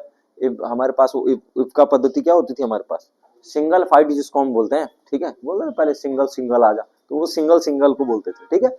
तो इसमें हरा दिया, फिर उसको मिला, फिर लाहौर में जाकर रुद्रचंद जो है 1588 में किससे मिला, लाहौर में अकबर से मिला। फिर अकबर ने इसको बहादुर की उपाधि भी दी, ठीक है, 9 माल का परगना भी दे दिया, ठीक है। फिर चयोड़ी, ठीक है। फिर ऐसे बहुत सारे, रुद्रचंद में तो बहुत सारे काम है बेटा रुद्रचंद के, तो ठीक है। चलो, तो ये हमारा आंसर जो है 17 का सी। अच्छा, यहाँ पर ध्यान रखना, अब अगर हम फिर टॉपिक वाइज लिखाने पढ़ाने लगे तब तो समय नहीं बचेगा उतना, तो ठीक है। बस ये है कि जो चीजें, अब देखो आपने जैसे घर गया आज मानो, तो जो आंसर बता दिया, जैसे इसमें 4 है ना ये राजा, तो ज्यादा नहीं पढ़ सकते हो अगर, तो 4 राजाओं के बारे में घर में पढ़ना है आज जाके कि क्या क्या किया था और इन्होंने, क्योंकि याद रहेगा, थोड़ा बहुत तुमने पढ़ा होगा, थोड़ा दो तीन पॉइंट मैंने बता दिए मेन, दो चार तुम और पढ़ोगे घर में, तो अगली बार जब इससे प्रश्न आएगा ना तो गलत नहीं होगा। ठीक है, ऐसे इतना तो कर ही सकते हो कि 4 तो पढ़ लो, 4 इस ऑप्शन के 4 राजा पढ़ने हैं आज, बस बात खत्म। ठीक है, अगली बार इससे कोई प्रश्न आए भाई जरूर देखो, ये है मेन राजा, जैसे दिलीप चंद है कि इसको छोड़ दो, लेकिन ये 3 सबसे ज्यादा क्या है, इंपॉर्टेंट है चंदों में, तो प्रश्न भी बनेंगे तो यहीं से ही, और अगर ना बने प्रश्न तो ऑप्शन में जरूर होंगे कंफ्यूज करने के लिए। और अगर आपने वो राजा पढ़े हैं तो इवन थ्योरी, मतलब जैसे हम कहते हैं ना इलिमिनेशन थ्योरी, उसके हिसाब से तुम बाहर कर दोगे, ये तो है ही नहीं इसमें। बहुत चीजें होती हैं बेटा, पेपर निकालना एक आर्ट है, कला है बस। ठीक है, ये इससे कोई डिपेंड नहीं करता कि भाई कोई बहुत बड़ा ज्ञानी है और उसने पेपर निकाल दिया, वही निकाल सकता, ऐसा नहीं है, उसके चांसेस सबसे कम होते हैं। एवरेज बच्चा निकाल देता है एग्जाम, हायर वाले तो गए। ठीक है, हाँ, दिक्कत यही रहती है ना, वो फिर 1-2 सब्जेक्ट में ही मास्टर रहते हैं, बाकी तो सब खत्म। ठीक है, चलो खैर 18 की अगर बात करते हैं तो बताओ जरा, निम्न वन्य जीव विहार में समूह में कौन सा समूह पश्चिम से पूर्व की ओर, वेस्ट से ईस्ट की ओर जो है यहाँ पर सही हो जाएगा, तो कौन सा हो जाएगा, ए ही हो जाएगा हमारे पास। हमारा कौन सा, केदारनाथ, विंसर, केदारनाथ विंसर, और हमारे पास कौन सा हो जाएगा, नंदौर और अस्कीट, नहीं वो कौन सा हमारे पास, अस्कोट हो जाएगा। केदारनाथ कब बनाया हमने, केदारनाथ कब बनाया बताओ, 1972। ठीक है, और यहीं से ही हमारे पास कौन सा, इसी केदारनाथ वन्य जीव विहार से क्या शुरू किया था हमने, हाँ, कसूरी जो संरक्षण के लिए है, कसूरी मृग संरक्षण, वो इसी केदारनाथ बिनसर से। ठीक है, तो बिनसर कहाँ पर, वो केदारनाथ हमारे पास हो जाएगा, रुद्रप्रयाग चमोली में। बिनसर कहाँ है, अल्मोड़ा में हो जाता है। नंदौर 2012 में कहाँ पर हो जाएगा हमारे पास, ये क्वेश्चन भी आ रखा है बेटा। ठीक है, ट्रिपल इसमें ये वीडियो, इससे पहला वाला कौन सा पेपर हुआ था, क्लर्क वाला वीडियो से पहले जो हुआ था। नंदौर की सीमा चंपावत और नैनीताल में 2 जगह है वो। अस्कोट हमारे पास कहां से हो जाएगा, अस्कोट कहाँ हो जाएगा, पिथौरागढ़ में। और ये अस्कोट में सबसे ज्यादा अगर हम देखें तो कौन सा, कस्तूरी जो है वो, ठीक है, यही अस्कोट में। ठीक है, 19 इनमें से कौन सा कथन गलत है, आपको बताना है कौन सा कथन गलत है यहाँ पर, तो उसके हिसाब से अगर हम देखें तो ऑप्शन डी जो है इसका आंसर यहाँ पर हो जाएगा। ठीक है, बसंत देव ने कोई उपाधि धारण नहीं की थी, उपाधियां धारण की थी बेटा बसंत देव ने। ठीक है, जैसे महापट्टाभिराज, ठीक है, महाराज, परमेश्वर, ठीक है, ऐसी उपाधियां जो है किसने, बसंत देव ने धारण की थी। बसंत देव ने जोशीमठ में नरसिंह मंदिर का निर्माण कराया, हाँ बिल्कुल सही है, जोशीमठ में है। और भाई यहाँ पर हमने एक चीज के बारे में भी पढ़ा, भगवान बद्रीनाथ का जो शीतकालीन आवास है, ठीक है, यानी जो शीतकालीन जो पूजा होती है वो कहाँ पर होती है, इसी नरसिंह मंदिर में होती है। ठीक है, कत्यूरी राजाओं की राजभाषा संस्कृत थी, हाँ बिल्कुल सही। आदिगुरु शंकराचार्य ने केदारनाथ में अपने शरीर का त्याग कर दिया था, लगभग 820 ईस्वी में इन्होंने शरीर का त्याग किया था। और जब शंकराचार्य यहाँ पर आए थे, कत्यूरों का ही शासन काल चल रहा था बेटा, और उस समय कौन था, इष्टगण देव, इष्टगण देव जो है उस समय राजा था, जिस समय केदार मतलब उत्तराखंड में शंकराचार्य का क्या हुआ था, आगमन हुआ था, उस समय इष्टगण देवी जो है शासक था। और भाई कब दिया, तो 1820 में अपने शरीर का जो है इन्होंने यहाँ पर त्याग कर दिया था। ठीक है, चलिए 20 की अगर बात करते हैं तो गोरखाओं के न्याय व्यवस्था के संबंध में जो है सही नहीं है। ठीक है, आपने बताना है कौन सा यहाँ पर सही नहीं है, बताओ जरा। नहीं, न्याय के तहरी विचारी निरंकुश होता था, सही था वो। विवादों को समझौता द्वारा हल करने को महत्व दिया जाए, न्याय व्यवस्था अति विलंबकारी थी। ठीक है, विवादों को समझौता हल द्वारा हल करने को महत्व दिया जाता था। अब देखो वैसे समझौते वाला भी था, लेकिन अगर हम इसकी प्रेफरेंस में लगाएंगे ना तो इस पर विचार करना जो पहले वाले पर, हाँ, विवाद का समझौता हल करने का महत्व का, हल करने का मतलब पता है किसको बोल रहा है, विवाद को। कड़ाई द्वीप, तराजू द्वीप, ठीक है, और क्या थे वो, गोला द्वीप, बहुत बढ़िया, गोला द्वीप, कड़ाई द्वीप, तराजू द्वीप। तो समझौते मतलब कि भाई कड़ाई में हाथ में तेल डालो, तराजू में तोल दो, वेट कम हो गया तो मार देते थे। ठीक है, तो इस तरीके से। लेकिन प्रेफरेंस के लिए अगर हम जाएं तो इनमें से सबसे इंपॉर्टेंट यही है जो गलत है कि न्याय व्यवस्था अति विलंबकारी, विलंब तो था ही नहीं, अति तो छोड़ो, विलंब ही नहीं था। जिसने कुछ किया तुरंत जाते थे। ठीक है, और उस समय न्यायिक अधिकारी विचारी एक निरंकुश होता था, यह सैनिक न्याय व्यवस्था पर आधारित था, बिल्कुल पकड़ के लाते थे सीधे खड़े कि हाँ भाई क्या किया, ठीक है, लाओ कढ़ाई, हाथ कढ़ाई के उबलते तेल में डाल, जिसका हाथ जल गया वो दोषी, तो भाई हाथ तो जलेगा ही भाई कढ़ाई में, सीधी सी बात है, ठीक है। पानी में फेंक देते थे, ठीक है। जो भाई मर गया तो मर गया, जो बचकर बाहर आ गया तो वही क्या है, दोषी है, ठीक है। तो यही चीजें तराजू में, तो एक बार वेट करते थे और अगले दिन जिसका वेट कम हुआ, जिसका भी वेट कम हुआ तो वो दोषी। अरे भाई जिसको पता है मेरे कल मरने वाला हूं तो रात को खाना पानी कुछ खाएगा नहीं, वेट तो वैसे ही गिर जाएगा उसका टेंशन में, ठीक है, तो वैसे ही मर जाएगा। विलंबन कालीन बिल्कुल नहीं थी बेटा, ठीक है। तो न्याय व्यवस्था और गोरखों की न्याय व्यवस्था सबसे ज्यादा खतरनाक इन्हीं की न्याय व्यवस्था थी, ध्यान रखना। किसकी मृत्यु के पश्चात चंद ने अल्मोड़ा शाखा का अंत हो गया था, तो ऑप्शन ए जो है आंसर हो जाएगा आन सिंह, ठीक है। अल्मोड़ा जो शाखाएं थी चंदू की, ठीक है, उसका अंत जो है आन सिंह से हो गया। वैसे बहुत ज्यादा डीप क्वेश्चन है, इतने ज्यादा डीप ये इन्होंने बनाया होगा, वैसे मेरे हिसाब से तो ये बद्रीदत्त पांडे में होगा ही, ठीक है। तो ये बहुत ज्यादा डीप है, इतना ज्यादा डीप नहीं आता, ठीक है। खैर, प्रधानमंत्री धन धन एक कृषि योजना के तहत उत्तराखंड के किन दो डिस्ट्रिक्टों आकांक्षी कृषि जिले के रूप में चुना गया है, बताओ जरा। ये तो हाँ, बी चमोली और अल्मोड़ा, ठीक है। यानी कि यहाँ पर ध्यान रखना, ये 100 से अधिक जिलों में चलाई जा रही है प्रधानमंत्री धन धान्य कृषि योजना जो है। इसके अंतर्गत हमने कहा कि कृषि को बढ़ावा देने के लिए हम क्या कर रहे हैं, कृषि को या कृषि क्षेत्र को बढ़ावा देने के लिए हम लोग चयनित कर रहे हैं हर जगह से गांव, और इस बार हमने जो है इनके आकांक्षी जिलों के रूप में कि जहां पर इनकी पैदावार या इस प्रकार का हो सकता है, तो चमोली और अल्मोड़ा को उत्तराखंड से लिया गया, ठीक है। चलो, भारत की पहली राष्ट्रीय स्तर की डीएनए आधारित हाथी गणना 2021-25 में उत्तराखंड में हाथियों का कितना स्थान है हमारे पास, तो 1792 यहाँ पर हो जाएगा। उत्तराखंड का कौन सा स्थान है इसमें, 5वां, ठीक है। ध्यान रखना, उत्तराखंड का कौन सा स्थान है यहाँ पर, 5वां, ठीक है। हाथियों की गणना में अगर हम देखेंगे तो हमारे पास कौन सा आ जाता है, कर्नाटक। पहले नंबर पर कौन है, कर्नाटक। 5वें नंबर पर कौन है हमारे पास, उत्तराखंड हो जाएगा, ठीक है। ये भी ध्यान रखना। अगर हाथी परियोजना की अगर बात करते हैं तो हाथी संरक्षण जो परियोजना है वो कब की हो जाती है, 1992 की हो जाती है हाथी संरक्षण परियोजना, ठीक है। फिर अगर उत्तराखंड के परिप्रेक्ष्य में देखेंगे तो हमारे यहाँ सबसे ज्यादा हाथी कहाँ है उत्तराखंड में, कौन सा उसमें सबसे ज्यादा, हाँ राजा जी, यही तो गलती नहीं करनी, सबसे ज्यादा हाथी है बेटा कॉर्बेट में, ठीक है। हाँ, लेकिन अगर बात आएगी किस चीज की, बात आएगी किस चीज की, एशियाई, अगर आएगा कि एशियाई हाथी, उस प्रजाति के हाथी कहाँ है, तब है राजा जी, ठीक है। एशियाई प्रकार के हाथी जो है वो राजा जी में ही मिलते हैं सर्वाधिक मात्रा में। लेकिन अगर केवल मतलब हाथी आएगा तो फिर हो जाएगा कॉर्बेट। बाघ भी वही है कॉर्बेट में, ठीक है, ध्यान रखना। फिर कॉर्बेट में ही हमने सबसे पहला पशुओं के लिए जो क्वारंटीन सेंटर वो भी कहाँ बना था, कॉर्बेट में ही बना था, ठीक है।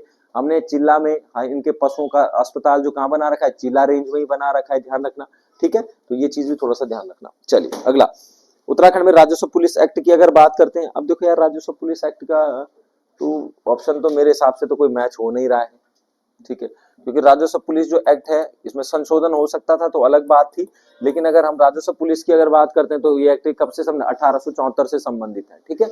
और फिर ये एक्ट जो है उस समय के उससे चल रहा है।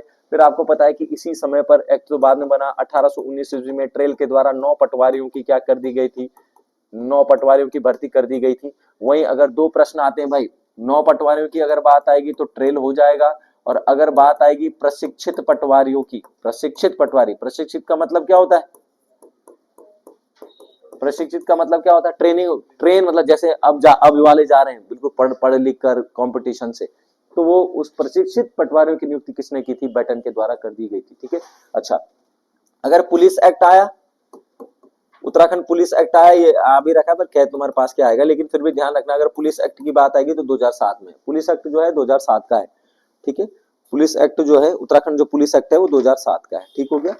चलो फिर लिखना अगले प्रश्न की अगर बात करते हैं। चलो, गढ़वाल में तलवार की ढाल के बल पर कौन सा नृत्य किया जाता है, कौन सा किया जाता है गढ़वाल में, ठीक है, ये ओ है यहाँ पर, हाँ ऐसे ले, तो कौन सा नृत्य किया जाता है बेटा, सरो नृत्य किया जाता है, ठीक है।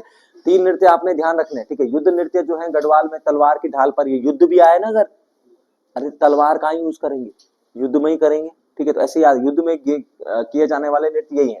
अगर आया कि युद्ध नृत्य, कुमाऊं का युद्ध नृत्य युद्ध में किया जाने वाला, तो कौन सा कुमाऊं में कौन सा हो जाएगा, छोलिया। गढ़वाल में आएगा तलवार की ढाल पर, तो कौन सा हो जाएगा, सरो नृत्य। और अगर भोटियाओं में आएगी बात बेटा, भोटिया में, तो भोटियाओं में इसी प्रकार का नृत्य है जिसको हम लोग क्या बोलते हैं, पौड़ा नृत्य के नाम से भी जानते हैं। किस नृत्य के नाम से, पौड़ा नृत्य के नाम से भी जानते हैं, ठीक हो गया। तो कुमाऊं में छोलिया, भोटियाओं में पौड़ा, गढ़वाल में सरो, ठीक है। अच्छा, फिर बात आती है भाई थड़िया नृत्य, ठीक है। थड़िया में क्या आती है कि जब भाई विवाहित जो महिला है पहली बार विवाह के बाद मतलब शादी होने के बाद पहली बार जब अपने मायके आती है तो उसके द्वारा किया जाने वाला जो नृत्य है उसको थड़िया नृत्य कहते हैं। ठीक हो गया। फिर बात आती है हमारे पास मंडाण। मंडाण की अगर बात करते हैं तो देवीय कार्यों में, जागरों में, ठीक है। फिर अगर हम कहें भूत प्रेतों आत्माओं के लिए, वीर योद्धाओं के लिए फिर क्या किए जाते हैं, देवताओं को मतलब बुलाने के लिए या आह्वान करने के लिए इस प्रकार का क्या किए जाते हैं, जो गीत गाए जाते हैं, जो ओजियों के द्वारा जो गीत गाए जाते हैं उन्हें क्या बोलते हैं, मंडाण नृत्य। ठीक है। और भाई ये सबसे जो फेमस है मंडाण वगैरह नृत्य जो है ये कहाँ पर, केदार घाटी में सबसे ज्यादा किया जाता है ये। ठीक है। चलो होता सब जगह पर वहां के लिए वहां का क्या है प्रसिद्ध है, केदार नृत्य और दूसरा कौन सा, ये मंडाण और केदार नृत्य। पांडव लीला और ये पांडव जो नृत्य है वो केदार घाटी में सबसे फेमस है वहां का। ठीक है। चलो वो इसलिए मानते हैं कि भाई इस घाटी से कौन गए हैं, पांडव जो है इस घाटी से होते हुए जो है केदारनाथ की तरफ गए हैं, तो इस वजह से वो पांडव नृत्य का जो है वहां पर मंचन उनके द्वारा कर दिया जाता है। ठीक हो गया। ध्यान रखना। तो थड़िया पहली बार विवाहित महिला, अरे ऐसे याद रखना थड़िया को, महिला आती है मायके, ठीक है, पहली बार शादी के बाद पहली बार आई, तो महिला को क्या लगेगा,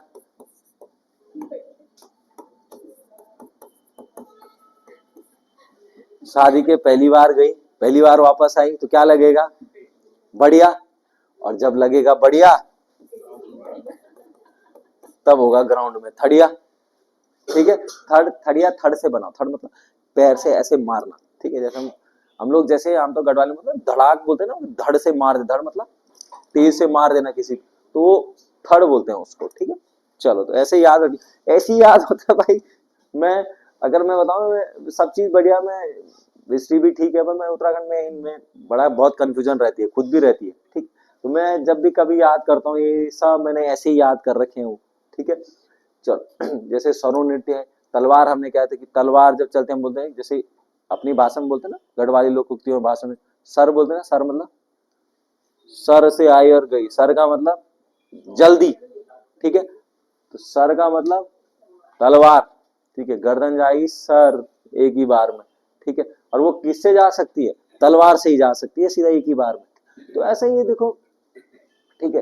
तो ऐसे जैसे ये छोलिया से याद रख सकते हो, कुमाऊं में छलिया। ठीक है। तो छलिया का मतलब ये जैसे होते ना, तो फीमेल भी बने रहते हैं वो सब लोग, तो छलने का मतलब छलते ही हैं वो दूसरों को बेवकूफ बना, छलने का मतलब बेवकूफ बना, दूसरे को बेवकूफ बनाते हैं वो। ऐसे याद रखेंगे छोलिया थे इस तरीके। देखो याद तो भाई मैं अभी भी कह रहा हूँ बेटा, याद तुमने ही रखना है और किसी ने नहीं, अपने हिसाब से करो याद। मैं तुम्हें इसलिए बता रहा हूँ, क्या पता मेरी ट्रिक कोई तुम्हें याद हो जाए, सही लगे तो तब बता रहा हूँ। ठीक है। चलो फिर क्या है अगला, जनसंख्या घनत्व के आधार पर उत्तराखंड का देश में कौन सा स्थान है, जनसंख्या घनत्व में कौन सा स्थान है, तो 25वां स्थान। कितना है हमारी डेंसिटी अभी उत्तराखंड की, अरे उत्तराखंड की डेंसिटी कितनी है, जनसंख्या घनत्व कितना है, 189। ठीक है। तो 189 यहाँ पर हो जाएगा। अच्छा 20वां की अगर 17वीं की अगर बात करते हैं तो कौन सा हो जाएगा हमारे पास, 17वां साक्षरता। ठीक है। 20वें की अगर बात करते हैं तो हमारे पास साक्षरता 17 है, तो हमारे पास क्या हो जाएगी, 13 में मेल हो जाएगा और 20 हमारे पास कौन सी हो जाएगी, फीमेल महिला में। 27वां, अरे 27वां हमारा राज्य है। ठीक है। चलो आदि योग योजना का जो संबंध है हमारे पास वो किससे हो जाएगा, तो 27 का ये आंसर हमारे पास हो जाएगा महिला विकास से। किससे, महिला विकास। चलो निम्न करों में से कौन सा एक सही नहीं है, बताओ जरा कौन सा कर सही नहीं है इसमें, कौन सा नहीं है बताओ, पौरी कर। ठीक है। हमारे पास बी हो जाएगा पौरी, पुली बिगाड़ से नहीं था। ठीक है। पौरी कर जो है हमारे पास किस चीज के लिए दिया जाता था, ये पौरी कर बताओ जरा, रखवाली, राजधानी की रखवाली के लिए। ये पौरी कर जो है हमारे पास किस चीज के लिए दिया जाता था, यानी जो राजधानी होती थी उसकी जो रखवाली करते थे उनके लिए जो है टैक्स दिया जाता था। ठीक है। चलो बाकी साहू लेखकों को दे होता है, बेकर जो है अनाज पर लगता था, कनक जो है कनक। ठीक है। देखो कनक किसका पर्यायवाची है, सोना, तो सौ का व्यापारियों के लिए किस चीज के लिए, स्वर्ण धूलि के रूप में दिया जाता था। गोरखाकालीन करों से अनुमेलित का चयन कौन सा ऐसा है जो गोरखाकालीन, इसमें ये भौ नहीं है, हाँ भौ नहीं है, ये मौ है। ठीक है। मौ कर होता है ये। ठीक है। चलो गोरखाकालीन करों में कौन सा यहाँ पर सुमेलित नहीं है, तो 29 का आंसर हमारे पास कौन सा हो जाएगा, सी जो है आंसर हो जाएगा। शायर जो है उत्सवों का कर नहीं था। ठीक हो गया। चलो बाकी वो सब हो जाएगी। मौ है, हाँ मौ देखो, ग्रह कर है ना, मौ किसे बोलते हैं हमारे यहाँ, परिवार को बोलते हैं मौ। तो भाई मौ कर मतलब किस पर लगेगा, मौ मतलब घर को बोलते हैं, तो ग्रह कर इस प्रकार से। ठीक है। चलो 2011 की जनगणना के अनुसार कम जनसंख्या वाले प्रतिशत वाले 4 जिलों का हो जाएगा, तो बताओ कौन सा हो जाएगा हमारा आंसर। तो सी जो है इसका आंसर हो जाएगा। सबसे कम रुद्रप्रयाग, चंपावत, बागेश्वर और उत्तरकाशी। अगर हम वैसी नॉर्मल पे कि जनसंख्या के आधार पर बढ़ता क्रम अगर बात है, तो बढ़ता क्रम क्या होगा, बढ़ता क्रम क्या होगा बताओ। बढ़ता नहीं, सॉरी, घटता क्रम। सबसे पहला हरिद्वार, फिर देहरादून, उधम सिंह नगर और नैनीताल, उसके बाद हो जाएगा नैनीताल। अच्छा, किस परमार शासक की मृत्यु कुमाऊं अभियान के युद्ध में हो गई थी, किसकी हुई थी, महीपति शाह की। बेटा महीपति शाह की। यहाँ पे महीपति शाह के साथ कौन सा था कुमाऊं में, तिरमल चंद। कौन सा था, तिरमल चंद। कौन सा युद्ध हुआ था 1635 में, कौन सा युद्ध हुआ था, कोसी का युद्ध। कौन सा युद्ध हुआ था, कोसी का युद्ध, ठीक है। और तिरमल चंद ने जो है इस महीपति शाह को मार दिया था। इसी महीपति शाह के शासन काल में अगर आपको पता होगा तो इसी महीपति, हाँ मतलब श्याम शाह के शासन काल में महीपति शाह ने क्या किया था, यहाँ पर केशव राय मठ, केशव राय मठ, श्रीनगर में केशव राय मठ की क्या की थी, स्थापना जो है इनके द्वारा कर दी गई थी, महीपति शाह के द्वारा। ठीक हो गया। चलो भाई, महीपति शाह आपको पता है, वो कहानी बता दूं, पता है ना, वो आंखें निकाल दी थी, नागा साधुओं को मार दिया था, फिर इसने कहा भरत मंदिर में गया तो आंखें निकाल दी, तो कहा कि पश्चाताप करना है जी। तो क्या था, हाँ पश्चाताप। उसके लिए 2 ऑप्शन दिए थे ना उसको 2 ऑप्शन ये दिए भाई, या तो भाई उबलता हुआ सोना पी लो, ठीक है, या तो किसी युद्ध में क्या हो जाओ, वीर गति को प्राप्त, ये यही है प्राश्चित। तो उसने कहा छोड़ो, अब सोना कहां से पीना। तो त्रिमल चंद, जबकि उस समय इनके साथ क्या थे, अच्छे संबंध थे उस समय पर, लेकिन युद्ध कर दिया, कोसी के युद्ध में मारा गया। ठीक है, तो ध्यान रखना बलभद्र शाह, ध्यान रखना बलभद्र शाह, ठीक है। इस बलभद्र, सबसे पहले शाह की उपाधि धारण करने वाला कौन सा, यही है बलभद्र शाह। और दूसरा ध्यान रखना, मुगल दरबार में क्वेश्चन बना हुआ है, ध्यान, मुगल दरबार में, अरे क्या नहीं, खुद नहीं गया बेटा, दूत भेजने की परंपरा, राजदूत भी लिख सकते हो आप, ठीक है। तो भाई मुगल दरबार में या किसी दूसरे दरबार में राजदूत भेजने की जो परंपरा की शुरुआत भी इसी ने की थी, बलभद्र शाह ने। ये आया हुआ प्रश्न है, ध्यान रखना, ठीक है। श्याम शाह की अगर बात करते हैं तो श्याम शाह के समय में 1624 ईस्वी में श्रीनगर कौन आया था, आंद्रे, ठीक है। वो आंद्रे जो था 1624 में यही आया। अकबर ने इसी के शासनकाल में गंगा नदी को ढूंढने के लिए एक अभियान जो है यहीं पर भेजा था, हालांकि इनको पहले रोक दिया गया था, ठीक है। इसी के समय पर श्याम शाह के समय में केशव राय मठ की स्थापना की थी महीपति शाह ने, और इसी श्याम शाह में क्वेश्चन बना हुआ है, ध्यान रखना। इसी ने श्रीनगर में श्याम शाही बाग बनाया। श्याम शाही बाग का क्या किया था, निर्माण। कहानी ये भी कहते हैं कि भाई इसके पुत्र तो थे नहीं श्याम शाह के, ठीक है। तो इसने कहा था कि भाई, इसके किसी ने बोला, गुरुओं ने, कि भाई क्या लगाओ, बाग लगाओ, ठीक है, जो लोग जो हैं तुम्हारे बाग से फल खाएंगे, ठीक है, तुम्हें दुआएं देंगे, इस तरीके से। कहानी क्या क्या कहती है पता नहीं, ठीक है। चलो, फतेह शाह गढ़वाल का अकबर भी जिसको हम कहते हैं, ठीक है। निम्न कथनों पर विचार करें, सही कथन का चयन करें, बताओ जरा कौन कौन सी हो जाएगी, कौन सा हो जाएगा इसमें, हाँ सी, बताओ जरा, तुम्हें बताओ, मुझे तो अब एक, वैसे बी तो गलत है, जो कि विवादों को सुलझाता था, राजा वसूल करता था, ठीक है। तो 2 तो नहीं है, ये बी तो गलत है, ठीक है। तो ए सही है, ए सही, बी गलत। कहाँ है, सी में, हाँ ठीक, ठीक है। क्योंकि अगर ये मिलता ना तो एक सदर सयाना होता है, पर राजस्व नहीं करता था वो, ठीक है। जौनसारी समाज में सयाना और खुमरी, खुमरी है, ठीक, ठीक है। सयाना और खुमरी की व्यवस्था जो है क्या थी, प्रचलित थी। यहाँ पर सयाना होते थे, ठीक है, खत होती थी, वहां पर खतों में उनको बनाया जाता था, ठीक है। तो ये गांव का मुखिया, ठीक है, और इस खुमरी का जो मुखिया होता था ना, इस खुमरी का, उसको क्या बोलते थे, ग्राम सयाना कहा जाता था। और प्रत्येक परिवार का एक सदस्य इस सयाना का क्या होता है, सदस्य होता है, ठीक है। चलो तब 33, प्राचीन नहर का निर्माण कहां तक किया गया था, ठीक है। अगर हम देखें, अच्छा ठीक है, गलत बताना ना इसमें, कहां से कहां तक किया गया, मतलब हरिद्वार, रुड़की, लखनऊ, हरिद्वार, बरेली, ठीक है। तो कानपुर ही होगा इसमें, कानपुर में कहा है, ठीक है। तो बी जो है आंसर हो जाएगा कि नहीं है, कहां तक किया गया, देखो हरिद्वार से रुड़की भी थी प्राचीनतम नहर, हरिद्वार लखनऊ भी है, वो ऊपरी गंग नहर, बरेली भी है, कानपुर में नहीं है। तो इसीलिए पहली जो नहर है हमारे पास, हाँ? प्राचीनतम नहर का निर्माण ना कहां से कहां तक किया गया,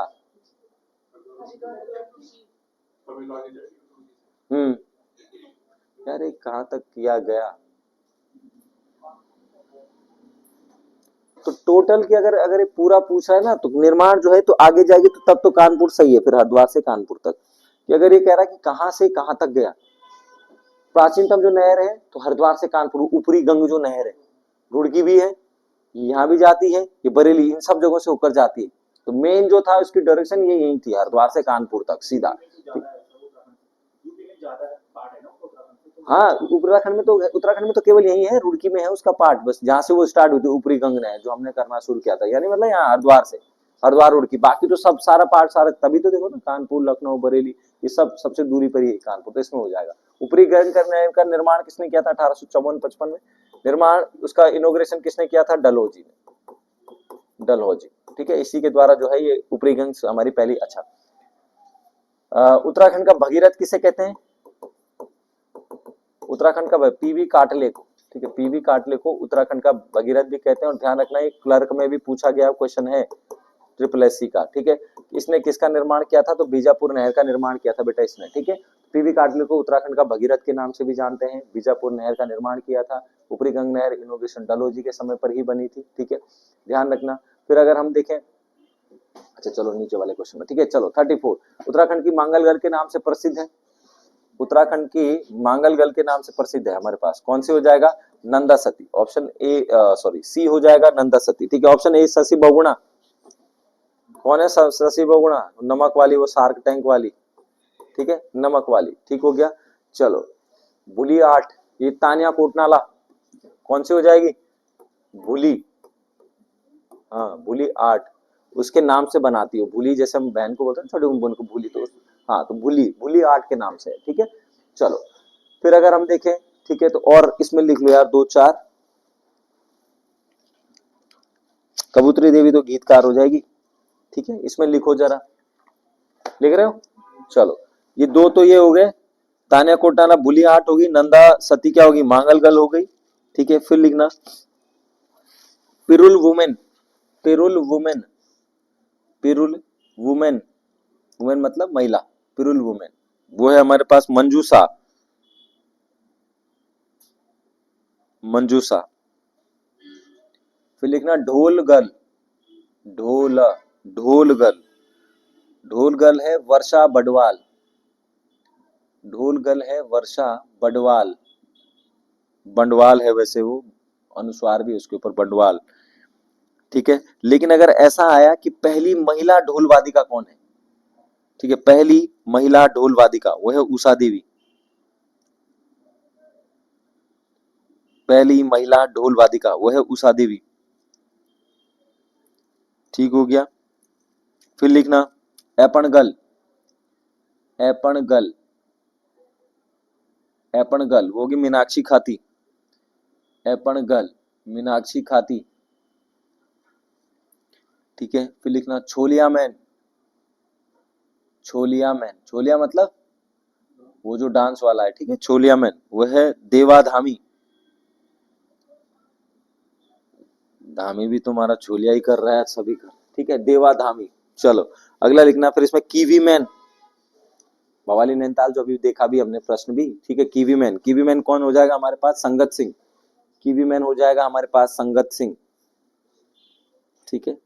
चलो फिर लिखना रिंगाल, रिंगाल मैन, रिंगाल होता है ना गांव में, ठीक है, रिंगाल मैन, देखो रिंगाल मैन, रिंगाल मैन हो जाएगा राजेंद्र बंडवाल, राजेंद्र बंडवाल, बंडवाल, ब के ऊपर अनुस्वार ड वाल, बंडवाल, ठीक हो गया। दिव्या, दिव्या रावत, मशरूम गर्ल दिव्या रावत, ठीक है। चलो 35, राज्य में स्थित वह ताल जहां बिलंगा की सहायक नदी दूध गंगा का मतलब उद्भव होता है, तो हमारे पास हो जाएगा आंसर कौन सा, मंसूर ताल, ठीक है, ऑप्शन बी जो है आंसर हो जाएगा मंसूर ताल। ये मंसूर ताल हमारे पास कहां पर हो जाता है, टिहरी गढ़वाल में, ठीक है। बासुकी ताल, अप्सरा ताल भी यही है, बासुकी ताल अगर ध्यान रखना तो ये भी मतलब टिहरी में ही है, नीले कमल के लिए प्रसिद्ध है भाई। ये बासुकी ताल जो है नीले कमल के लिए प्रसिद्ध है। अप्सरा ताल भी यही है, जहां पर कहा जाता था कि खैट पर्वत की जो अप्सराएं हैं यहाँ पर आकर क्या करती थी, स्नान जो है यहाँ पर करती थी। फिर देखना भिलंगना जो है, ये भिलंगना किसकी सहायक नदी है? अगर हम देखें वैसे मुख्य तौर पर भिलंगना किसकी है? भागीरथी की सहायक नदी है। ये भिलंगना जो है यहाँ से दो आते हैं हमारे पास, यहाँ से एक आती है बाल गंगा। कौन कौन सी सहायक नदियां हैं? तो बाल गंगा, धर्म गंगा, मेदे गंगा और दूध गंगा। बाल गंगा और धर्म गंगा दो की संयुक्त धारा है, ठीक है। बाल गंगा निकलती है महासर ताल से, महासर ताल से। धर्म गंगा निकलती है कहां से? सहस्त्र ताल से। और ये दोनों के दोनों ताल कहाँ स्थित है? टिहरी में। और फिर आगे जाकर आती हैं दोनों नदियां मिलती हैं बूढ़ा केदार में, ठीक है। और फिर आगे जाकर जब आगे आती है तो यही भिलंगना भागीरथी से मिलती है फिर गणेश प्रयाग में, जहां वो अब डूब गया वो, ठीक है, गणेश प्रयाग में वहां पर मिलती थी, ठीक हो गया। चलो अगला, वरिष्ठ नागरिकों को विशेष रूप से अकेले रहने वाले बुजुर्गों की मदद के लिए उत्तराखंड पुलिस ने कौन सा ऑपरेशन चलाया है? तो ऑपरेशन डी हो जाएगा। कौन सा? ऑपरेशन भलो छो, ठीक है। तो ये द्वारा, इसके द्वारा मतलब सरकार के द्वारा इसको चलाया गया है। जो लोग जो है बूढ़े लोग जो अकेले गांव में रहते हैं उन विकट परिस्थितियों में, तो उनका हालचाल जानने के लिए, उन बुजुर्गों की मदद के लिए यहाँ पर चलाया गया था, ठीक है। और जैसे और कौन कौन से ऑपरेशन याद है तुम्हें, जरा बताओ जरा फटाफट। ऑपरेशन इस्माइल किसके लिए है? नहीं, खोए, अरे इस्माइल कब आएगी? हाँ, जब बच्चे खोए होंगे वापस मिलेंगे तो क्या आ जाएगी चेहरे पर? इस्माइल। तो ऑपरेशन इस्माइल, ठीक है। ऑपरेशन मुक्ति, भिक्षावृत्ति के लिए कि भाई मुक्ति मिल गई, तो ऐसे याद रखो ना, ऑपरेशन मुक्ति हो जाएगा। ऑपरेशन मर्यादा, जो सार्वजनिक जो स्थान है वहां पर जैसे ये लोग हुक्का या दारू या इस प्रकार की कोई भी जो है मतलब गलत एक्टिविटी जो करते हैं इलीगली, ठीक है, तो ऑपरेशन मर्यादा उसके लिए चलाया गया। और बताओ, और याद आ रहा है कुछ? ऑपरेशन कालनेमी, हाँ ऑपरेशन कालनेमी किस चीज के लिए चलाया गया है? जो ये ढोंगी साधु संत होते हैं और इसके लिए जो ये धर्म परिवर्तन कराने का जो प्रयास करते हैं, इस प्रकार के लोगों ने ऑपरेशन कालनेमी। बहुत बढ़िया। हाँ, और कुछ याद आ रहा है? बताओ बताओ। तो वैसे तो हमें भी याद नहीं आते, पर हाँ बताओ फिर भी, और क्या ऑपरेशन है? ठीक है, चलो खैर, ठीक है। तो ये चीजें जो है याद रखना। अब जैसे ऑपरेशन वाला आ गया तो आज आपने ढूंढने ऑपरेशन कौन कौन से थे, लिख लो उनको एक जगह, है ना।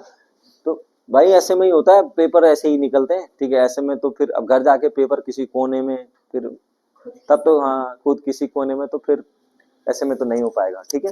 कम से कम इतना ज्यादा हेक्टिक नहीं ले सकते हो, तो इतना तो कर ही सकते हो इस पेपर को। जैसे वो चार चंद के आ गए, चार पवार के आ गए, गोरखा आ गई, तो आज गोरखों की केवल कर कर पढ़ने हैं आपने, ठीक है। तो इसके हिसाब से भी पढ़ोगे ना तो बहुत रिवीजन होगा, सब चीजें तो हो रहा है रिवीजन।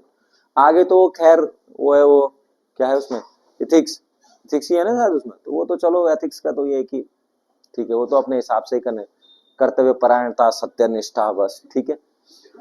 हाँ, इनमें से कौन सा एक सही नहीं है? बताओ कौन सा इसमें से सही नहीं है? ठीक है, ऑप्शन डी आंसर हो जाएगा बेटा। स्मार्ट स्कूल, स्मार्ट जो ब्लॉक है पिथौरागढ़ से नहीं, वो चंपावत से, ठीक है, उसकी शुरुआत की गई है चंपावत से, ठीक है।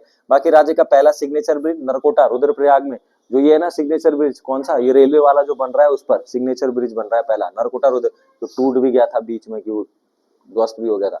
कुमाऊं मंडल का पहला ग्लास ब्रिज कहाँ बनाया जा रहा है? विरती फॉल पर। विरती फॉल हमारे पास कहाँ पर हो जाएगा? पिथौरागढ़। पहली सरकारी कैब जो कैथ लैब का लोकार्पण देहरादून में यहाँ पर किया जा रहा है, ठीक है। चलो 38 की अगर बात करते हैं, अब तो ये आज तो पेपर में तो ज्यादातर मुझे लग रहा करंट ही थे इसमें उत्तराखंड के, है। फूड सेफ्टी इंडेक्स 2021-22 के अनुसार सुरक्षित खान पान के मामले में उत्तराखंड का कौन सा स्थान हो जाएगा? तो 7वां, ठीक है। हमारे पास ऑप्शन बी आंसर हो जाएगा। कौन सा हो जाएगा? तो 7वां स्थान जो है इसका हो जाएगा, ठीक हो गया। चलो बाकी वो सूचकांक में तुम्हें अगली बार लिखा दूंगा। सौंदर्य की प्रतिमा मोलाराम ने किस चित्र को कहा गया है? तो मोर प्रिया, ठीक है। हमारे पास कौन सा हो जाएगा? मोर प्रिया। बाकी नारी भंजन, रुक्मणी मंगल, दशावतार, ये सब इसी का हो जाते हैं यहाँ पर, ठीक है। चलो, जागेश्वर में लकुलीश मंदिर का निर्माण किस कतूरी ने किया था? बताओ जरा, लकुलीश का किसने? निम्बरदेव के द्वारा, ठीक है। फिर हमने इस गढ़ में कहा था एक सूत्र में बांधने का प्रयास किया था, परसों भी देखो फिर से आगे वही, अगर घर जाके आपने रिवाइज किया होगा तो गलत नहीं हुआ होगा आज ये क्वेश्चन, ठीक है। तो हमने परसों भी चर्चा की थी, एक सूत्र में बांधने का प्रयास किया। ललित सूरदेव वो है जिसके सबसे ज्यादा क्या मिलते हैं हमें? ताम्रपत्र जो है सबसे ज्यादा इसके मिलते हैं, ठीक हो गया। चलो फिर 41 न्यून से कौन सा सुमेलित नहीं है? तो नासिक षड्यंत्र हो जाएगा। नासिक षड्यंत्र रास बिहारी बोस नहीं है, ठीक है बेटा। नासिक षड्यंत्र में हमारे पास कोई आनंद लक्ष्मण भी मिलते हैं, और अगर ये नहीं आया, मुख्य क्या आ गया है? तो वीडी सावरकर, क्योंकि वीडी सावरकर इसलिए आते हैं इनको पकड़ा भी गया था वीडी सावरकर को, वो इसलिए भी कहते हैं, एक अनंत लक्ष्मण करके भी आएगा। लेकिन ये अभिनव भारत 1904 में जो वीडी सावरकर ने क्या बनाया था, अभिनव भारत बनाया था ना, ये उसी से संबंधित और इसी संगठन के लोगों ने नासिक षड्यंत्र कर दिया था, तो इन सबको पकड़ लिया गया था उसमें, ठीक है। जैसे दिल्ली षड्यंत्र के अमीर चंद था, काकोरी षड्यंत्र के अशफाक उल्ला खान, रास बिहारी बोस, इन सबको पकड़ लिया गया था, उसमें फांसी भी हो गई थी इनको काकोरी षड्यंत्र में।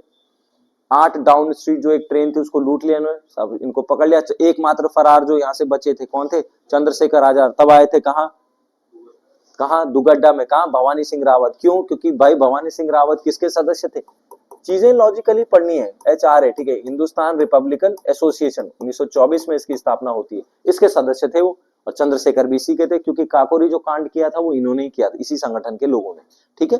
तो फिर पिस्टल चलाना सिखाया उनको, फिर इस तरीके से, और फिर लास्ट में एल्फ्रेड पार्क, इलाहाबाद के एल्फ्रेड पार्क में जो है उनकी फिर मतलब खुद को गोली मार। लाहौर षड्यंत्र के जतिन दास, भूख हड़ताल पर क्या हो गई थी जतिन दास की मृत्यु, जब इन्होंने पत्र बम फेंका। तो जब ये कहाँ गए, जेल में जब गए, भगत सिंह और ये सब लोग गए, तो इन्होंने कहा कि हमें भी क्या दो, राजनीतिक का दर्जा दो, राजनीतिक जो आंदोलनकारी उनका दर्जा दो, उसके लिए भूख हड़ताल हुई, और जतिन दास उस भूख हड़ताल में क्या हो गए, मर गए, ठीक है। तो ये भी ध्यान। 1936 में लखनऊ अधिवेशन में, ठीक है, 1936 लखनऊ अधिवेशन, लखनऊ में अखिल भारतीय किसान महासभा का पहला अध्यक्ष किसे चुना गया था बेटा, ऑप्शन ए हो जाएगा स्वामी सहजानंद। ध्यान रखना, अगर स्थापना की बात आएगी ना, अगर बात आएगी स्थापना की, तो स्थापना भी किसने की थी, स्वामी सहजानंद सरस्वती ने की थी, और पहले अध्यक्ष भी वही बने थे।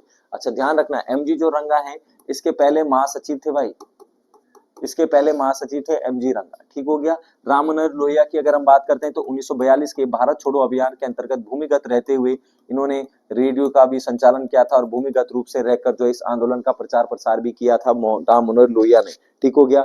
और फिर इसी में से, इसी भूमिगत अभिक्रिया में या रेडियो में एक महिला का नाम आता है बेटा, जिसका नाम क्या है, उषा मेहता, ठीक हो गया, ध्यान रखना। तो उनके साथ थे राम मनोहर लोहिया। अच्छा, इस MG रंगा से एक बात और ध्यान रखनी है, महासचिव तो थे MG रंगा से, जो प्रश्न बना हुआ है पेपर में ध्यान रखना है, ठीक है, 2-3 बार बन गया। MG रंगा कौन था, ये वही व्यक्ति है जिसने बेटा चंपारण जो सत्याग्रह हुआ था ना 1917 में, तो चंपारण सत्याग्रह का विरोध किया था इसने, एकमात्र व्यक्ति जिसने चंपारण सत्याग्रह का विरोध किया था वो था NG रंगा, ठीक है। एक प्रश्न ये आता है और एक यही आता है महासचिव वाला, और महासचिव तो खैर बहुत वैसा है, लेकिन ये प्रश्न तो बहुत बार आ रखा है, किसने उसका विरोध किया था, चंपारण वाले का, ठीक हो गया। तो MG रंगा जो उसका आंसर हो जाएगा। चलो, एक ही कब्र में 3 मानव कंकाल कहां से मिले हैं, तो दमदमा, ठीक है, दमदमा हमारे पास उत्तर प्रदेश हो जाएगा, ठीक है। अगर कभी आए कि दमदमा झील का है, ठीक है, अगर झील, हाँ, अगर कभी आए कि दमदमा झील का है, तो दमदमा झील कहां पर है बेटा, हरियाणा में, ठीक है। नॉर्मल अगर आए कि दमदमा झील का है तो हरियाणा हो जाएगी, और अगर दमदमा आए कि 3 मानव कंकाल एक साथ मिले हैं एक ही कब्र में, तो उत्तर प्रदेश में ये जगह दमदमा, जहां से हमने उत्खनन करके इसको कर दिया। चलो, सबसे अधिक निर्णायक युद्ध जिसमें अंग्रेजों ने भारत के प्रभुत्व को स्थापित किया था, तो भाई हमारे, अब देखो एक शब्द आ गया यहाँ पर, कौन सा, निर्णायक। तो निर्णायक युद्ध हमारे पास कौन सा हो जाएगा, तो बक्सर का युद्ध हो जाता है, ठीक है। बक्सर का युद्ध में, बक्सर के युद्ध में हमारे पास, बक्सर का युद्ध कब हुआ था हमारे पास, 1764 ईस्वी में हुआ था, ठीक है। हेक्टर मुनरो उधर से था, यहाँ से कौन कौन थे, मीर कासिम, हमारे पास सुजाउद्दौला, ठीक है, सिराजुद्दौला तो 1757 प्लासी में है, सुजाउद्दौला, और तीसरा कौन है, शाह आलम द्वितीय, ठीक है। और जब युद्ध होगा, युद्ध होने के बाद ये सब अपने पास ले लेंगे, रॉबर्ट क्लाइव को बंगाल का गवर्नर बना दिया जाता है, और जब ये सिचुएशन बेटा, सारी सिचुएशन हो जाएगी, ठीक है, तो सिचुएशन के बाद जब इसको बनाया तो यहाँ पर एक संधि होती है, जिस संधि का नाम क्या है, इलाहाबाद की संधि, 1765 में। तो 12 अगस्त और 16 अगस्त, ठीक है, एक संधि होगी शाह आलम के साथ, दूसरी संधि होगी किसके, ये इलाहाबाद ध्यान रखना, फिर एक होगी किस, सुजाउद्दौला के साथ। और भाई शाह आलम द्वितीय ने अपने दीवानी राइट्स दे दिए, कहाँ के, बंगाल, उड़ीसा और बिहार के दीवानी राइट्स दे दिए, और दीवानी राइट्स देने के बाद अंग्रेजों के बनने वाला पहला पेंशनर भी कौन है, शाह आलम द्वितीय, ठीक है, ये भी ध्यान रखना, ठीक हो गया, ठीक है। और ये ध्यान रखना, या अंग्रेजों के संरक्षण में बनने वाला पहला मुगल सम्राट, वो भी कौन है, शाह आलम द्वितीय, ठीक है, ठीक है। वांडीवास का युद्ध कब हुआ था, 1760 ईस्वी में, 1760 में वांडीवास का युद्ध हुआ, जिस युद्ध में जो है फ्रांसिस को किसने हरा दिया, फ्रांसिस में कौन कर रहा था, काली करके कर रहा था, ठीक है, नेतृत्व कर रहा था, और इन्होंने यहाँ से क्या कर दिया, वांडीवास के युद्ध में अंग्रेजों ने पूर्ण रूप से किसको हरा दिया बेटा, 1760 में, किसको, फ्रांसिस को। और एक अगर और आया 1759 में, तो वो है बेदरा का युद्ध, कौन सा, बेदरा का युद्ध। बेदरा के युद्ध में किसको हरा दिया, बेदरा के युद्ध में डचों को पूर्ण रूप से पराजित कर दिया। 1760 में वांडीवास में फ्रांसिस को हरा दिया, और 1700 इसीलिए तो निर्णायक है, 1764 में किसको हरा दिया? भारत सबको, राजाओं को। मुगल भी आ गए, बंगाल भी आ गया, अवध भी आ गया, सबको एक ही में खत्म कर दिया। ठीक है, चलो प्लासी का युद्ध कब हुआ था? 17 सिराजुद्दौला के बीच में। पानीपत का तीसरा युद्ध कब हुआ? 1761 में, अहमद शाह अब्दाली और मराठों के बीच में जो युद्ध हुआ, जिसमें मराठों की हार जो है यहाँ पर हो गई थी। ठीक है, निम्न युगों में सुमेलित बताओ, सुमेलित कौन सा है? तो ऑप्शन सी जो है हमारे पास, ऑप्शन सी जो है यहाँ पर सुमेलित हो जाएगा। अवध का विलय 1856। सतारा का विलय कब हुआ था हमारे पास? 1848 में सतारा का विलय होगा। हमारे पास पंजाब का विलय होगा 1849 में, और हमारे पास झांसी का विलय जो है वो हो जाएगा 1853 में। ठीक हो गया। और जितने भी अगर ये डेट देख रहे होंगे आप, 48, 49, 53, इस समय कौन है बेटा? एक ही व्यक्ति है जिसका नाम है लॉर्ड डलहौजी, और लॉर्ड डलहौजी की एक ही नीति है, लॉर्ड डलहौजी की एक ही नीति है, कौन सी? हड़प नीति। ठीक है, हड़प नीति। तो इसके अंतर्गत जो है इन्होंने सबसे पहले जो है इनको मिला दिया गया था। ठीक है, चलो 46 उत्तर से शुरू करेंगे अगर हम लोग, तो हम लोग कहां पर मिलेंगे? ठीक है, 46 का हमारे पास ए आंसर हो जाएगा। तो हमारे पास नन्ना मलाई, जवादी हिल्स, उसके बाद नीलगिरी, नन्ना मलाई और जवादी हमारे पास कहाँ हो जाएंगी?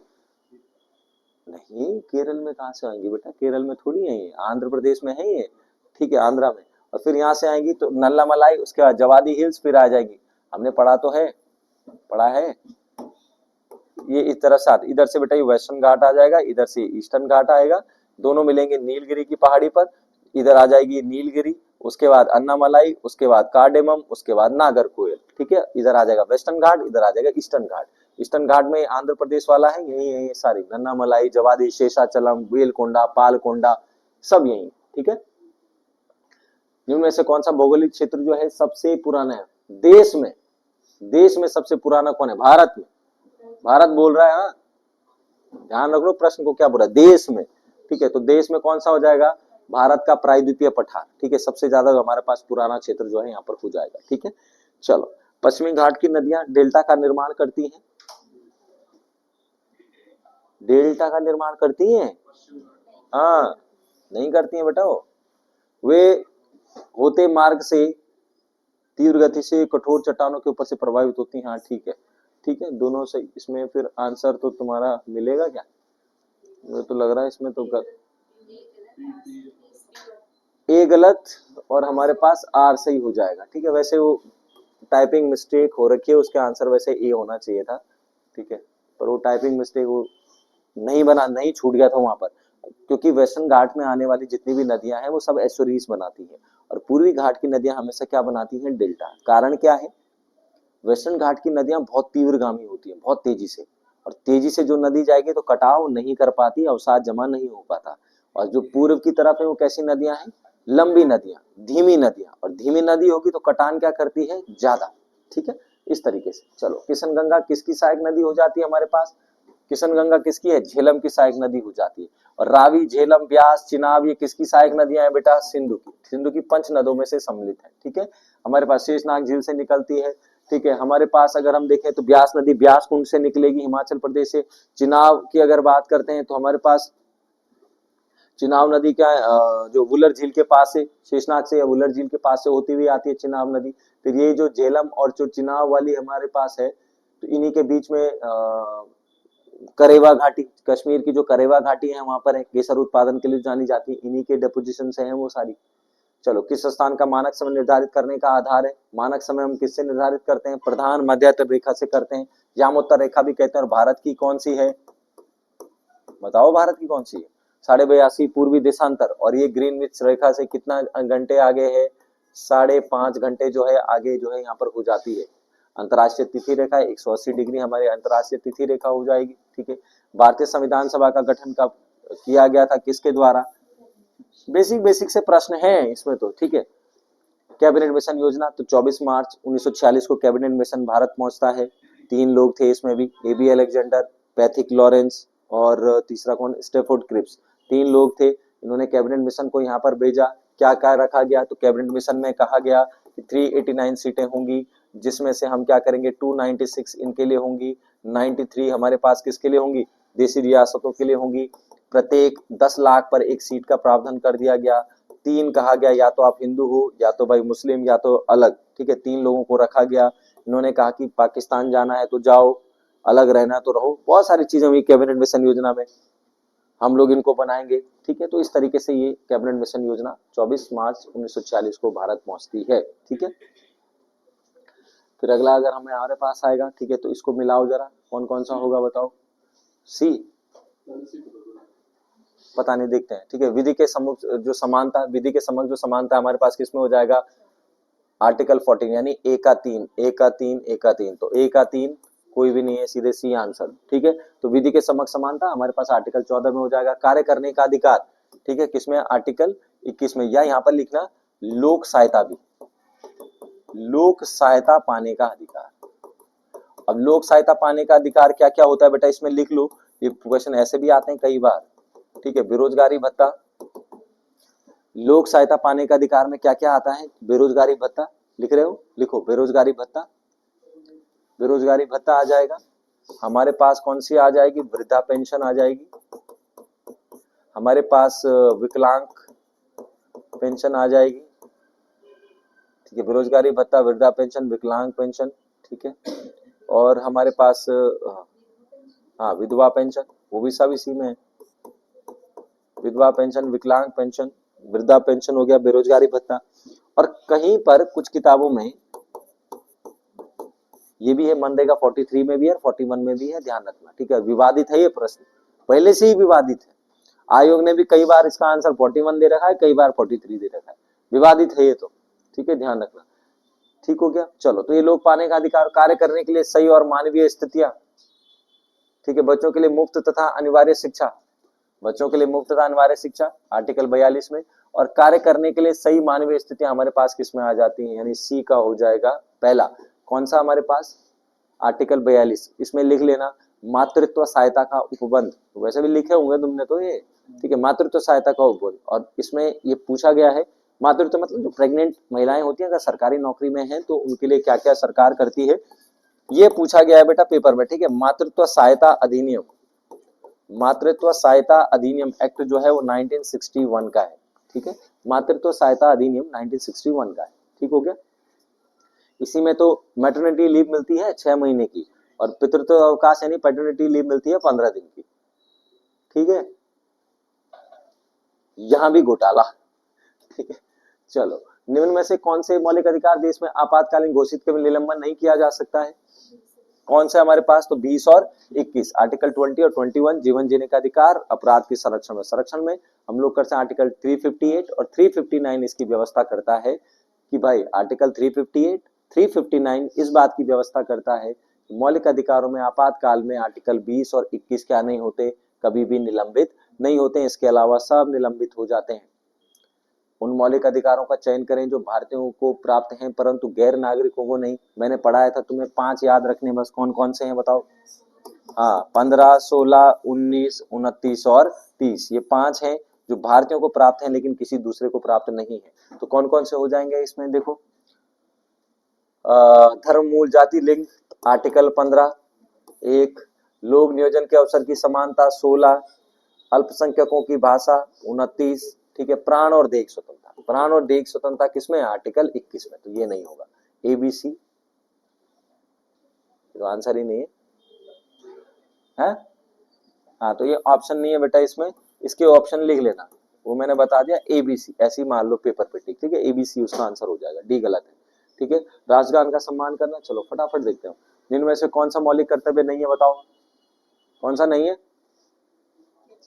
निम्न में से कौन सा एक मौलिक कर्तव्य नहीं है, हाँ, डी क्यों नहीं है भाई,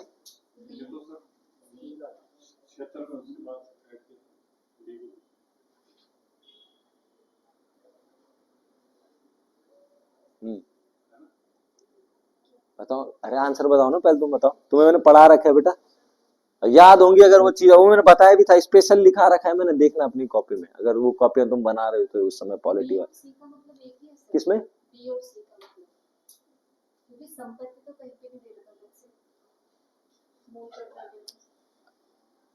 मूल कर्तव्य में संपत्ति नहीं होगा, पढ़ना, राष्ट्रीय संपत्ति का बचाव करना, सरकारी संपत्ति, राष्ट्रीय संपत्ति, संपत्ति का मतलब पैसा नहीं है, संपत्ति मतलब सरकारी बिल्डिंग, सरकारी रोडें, सरकार का जो है मतलब उसका क्या करना है, हमें बचाव करना है। कि लोग बोलते हुए ना भाई सरकारी मत तोड़ो, ये किसका है, हमारा ही पैसा है भाई, हमारे हम ही लोगों का, हमारे माता पिता भाई बहन, हमारा ही तो पैसा है, वो उसी से तो सरकार आ रही है, सरकार बना रही है, ये सही है। ये भी होता है राष्ट्रगान का सम्मान, राष्ट्रीय ध्वज संहिता बताया था परसों, ठीक है, ये नहीं है बेटा, आंसर हमारा ये हो जाएगा।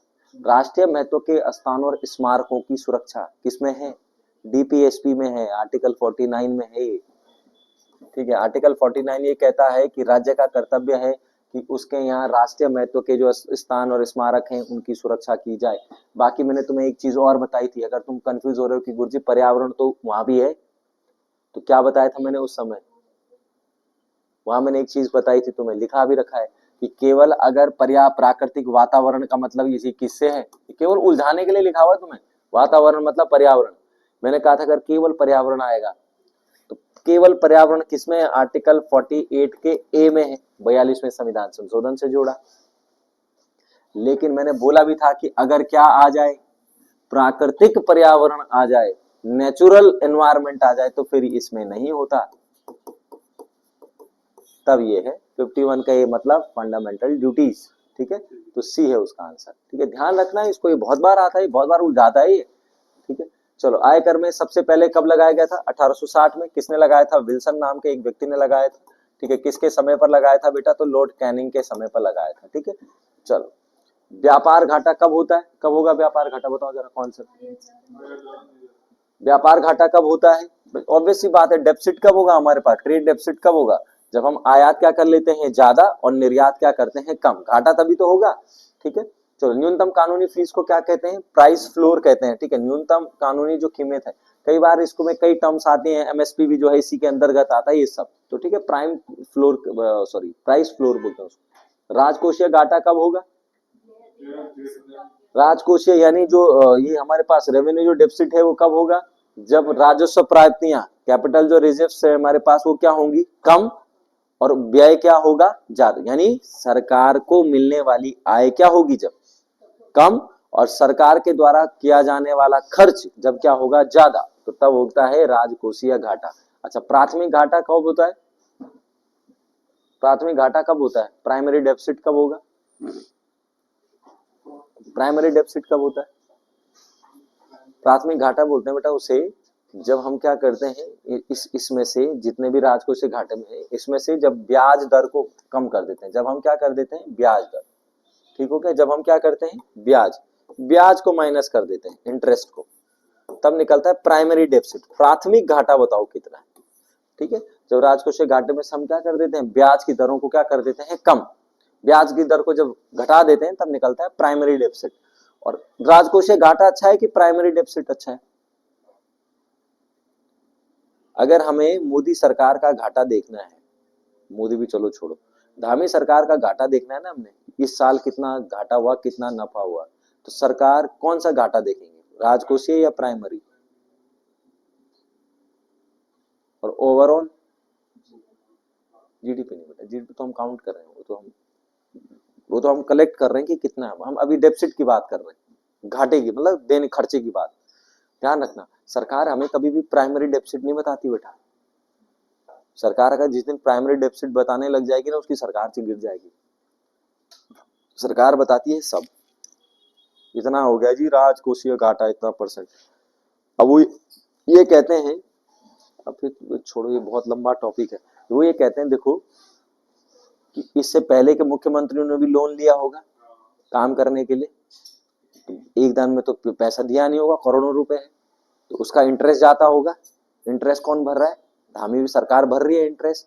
तो वो ये कहते हैं भाई साहब कि हमारा घाटा नहीं, मैंने थोड़ी किया ये घाटा किसका है, सरकार का है पूरा, कि तुमने जो पुरानी सरकारों ने छोड़ के गए हमारे सर में, उसको भर रहे हैं भाई हम अभी, हमारा नहीं है घाटा, इसलिए सरकार दिखाती है। और जबकि अगर हमें वर्तमान सरकार का देखना होता तो प्राइमरी डेफिसिट देखना होता कि वो कितना है, जब हम इनको हटा देंगे कि ठीक है तुम्हारा जो पिछला सब माइनस कर दो, तुमने कितना किया तुम बताओ अपना घाटा, ठीक, तो प्राइमरी डेफिसिट उस तरीके से काम करता है।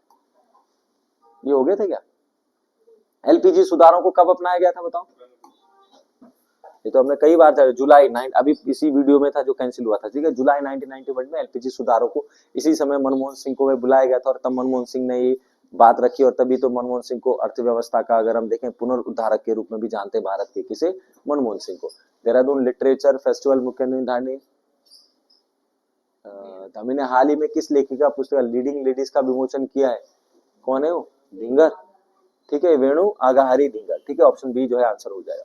खनन तत्परता सूचकांक में के तहत श्रेणी सी में दूसरे में 2025 में उत्तराखंड का कौन सा स्थान है बेटा, तो दूसरा स्थान है, ठीक है, ऑप्शन बी, ठीक है। श्रेणी है उसमें कितनी श्रेणियां बटी हैं बेटा, 3 श्रेणियां बटी हुई है एबीसी, और एबीसी में उत्तराखंड को सी वाली श्रेणी में रखा गया है, कौन से नंबर पर, दूसरे नंबर पर। अच्छा एक बात और ध्यान रखना, एक क्वेश्चन बन सकता है, जब ये किया गया है ना तो सरकार ने घोषणा की है कि तुमने बहुत अच्छा काम किया है खनन तत्परता सूचकांक में, तो 100 करोड़ की इनाम भी दिया है, 100 करोड़ का सरकार को, ठीक है। तो इनाम प्रोत्साहन राशि कितने करोड़ रुपए दी है, 100 करोड़ रुपए, ठीक है, भारत सरकार के द्वारा। चलो 63 अब देखते हैं फटाफट।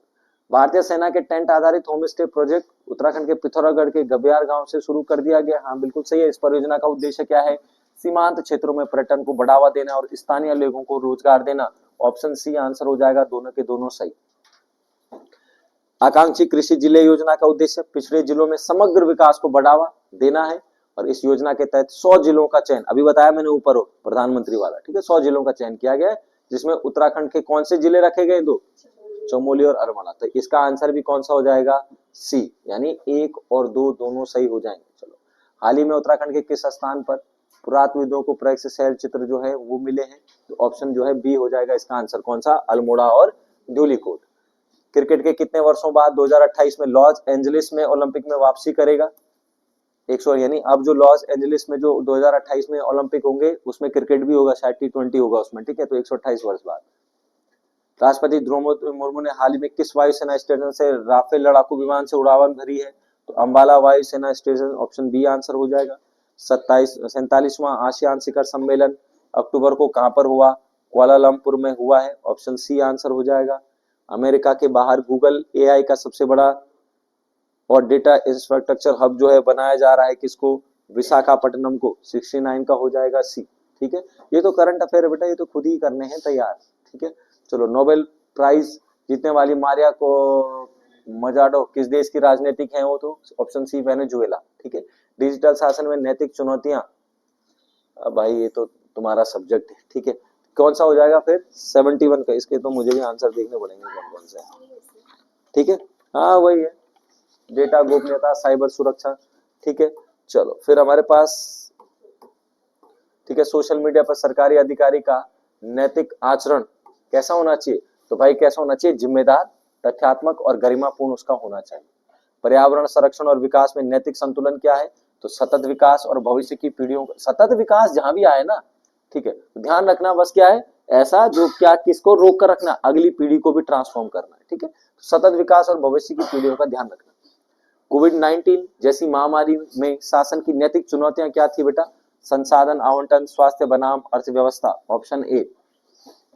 आर्टिफिशियल इंटेलिजेंस के उपयोग में नैतिक सरोकार क्या है, तो उसका पूर्वाग्रह है, उसकी गोपनीयता है, और फिर अगर ऐसा गोपनीयता भंग होती है तो उसकी क्या है, जवाबदेही, ठीक है, किस प्रकार से मतलब इसकी चीजें होने वाली है। संविधान की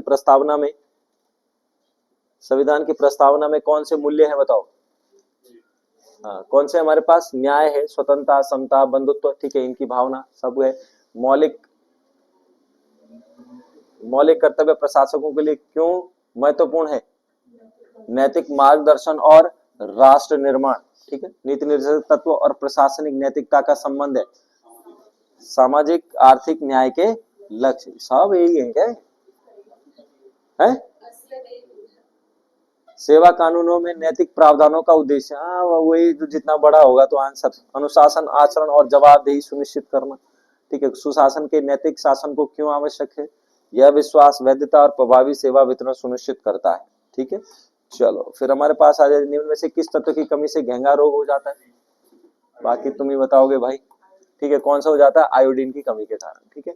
पावर ट्रांसफॉर्मर की कार्यप्रणाली का सिद्धांत किस पर आता है, फैराडे के नियम पर। रडार सिस्टम में उपयोग की जाने वाली तरंगे किस प्रकार की तरंगों के उदाहरण है, सूक्ष्म तरंगों के, ठीक है। एक उड़ते हुए चक्के की प्रति सेकंड घूर्णन गति किसमें मापी जाती है? हाँ, स्ट्रोबोस्कोप में, ठीक है, इसमें नापी जाती है उड़ते हुए चक्के की। अच्छा, बैरोमीटर में क्या नापते हैं हम? वायुदाब, ठीक है। हाइड्रोमीटर में क्या नापते हैं? वो हाइड्रोमीटर है, हाइग्रोमीटर आर्द्रता, आर्द्रता, ठीक है।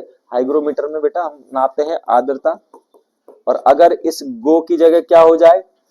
ड्रो, हाइड्रोमीटर, तब हम क्या नापेंगे? आपेक्षिक घनत्व या डेंसिटी, याद रखना बस।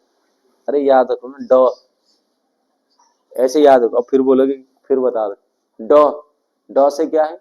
डेंसिटी, ड से डेंसिटी, तो हाइड्रो, ड, ड से डेंसिटी, ठीक है। चलो, ठीक है, चलो फिर एनीमोमीटर में क्या नापते हैं हम? शायद इसमें वायु की स्पीड नापते हैं।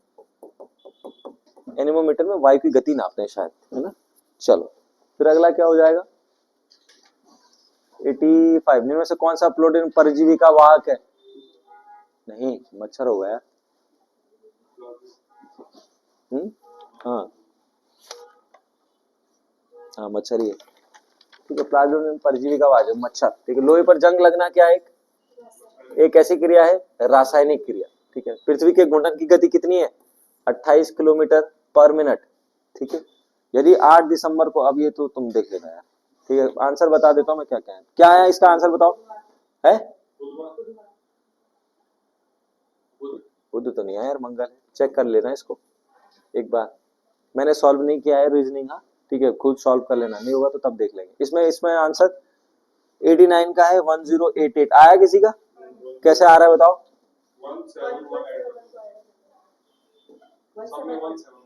सब में 171, अगर इसमें 171 आएगा तो 171, 3 और 1 4, 7 3 10, 2 3 1 4, ठीक है। 171, 4 1 5, 7 4 1 5, ठीक है। चलो इसमें अगर 171 जोड़ेंगे तो 7 और 1 8, 7 और 1 8, 9 और 1 10, 1088, बहुत बढ़िया, ठीक है। चलो फिर क्या है, सभी कंप्यूटर, इसमें क्या आएगा?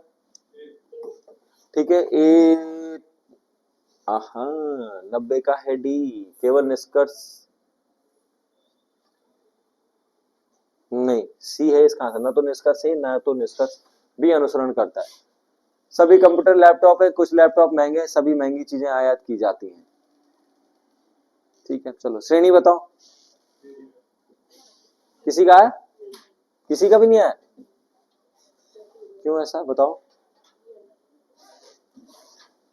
करो जरा कोशिश करो। 2 का क्यूब माइनस अगर 1 होगा 7, 9 27,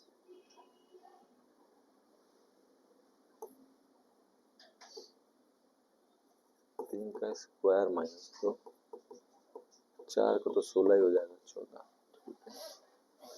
7 9 7 16, 40 में से 16, 4 में से 24, अगर इनका गैप करोगे तो 9, फिर इधर 24, फिर 4 और 44, 10, 14,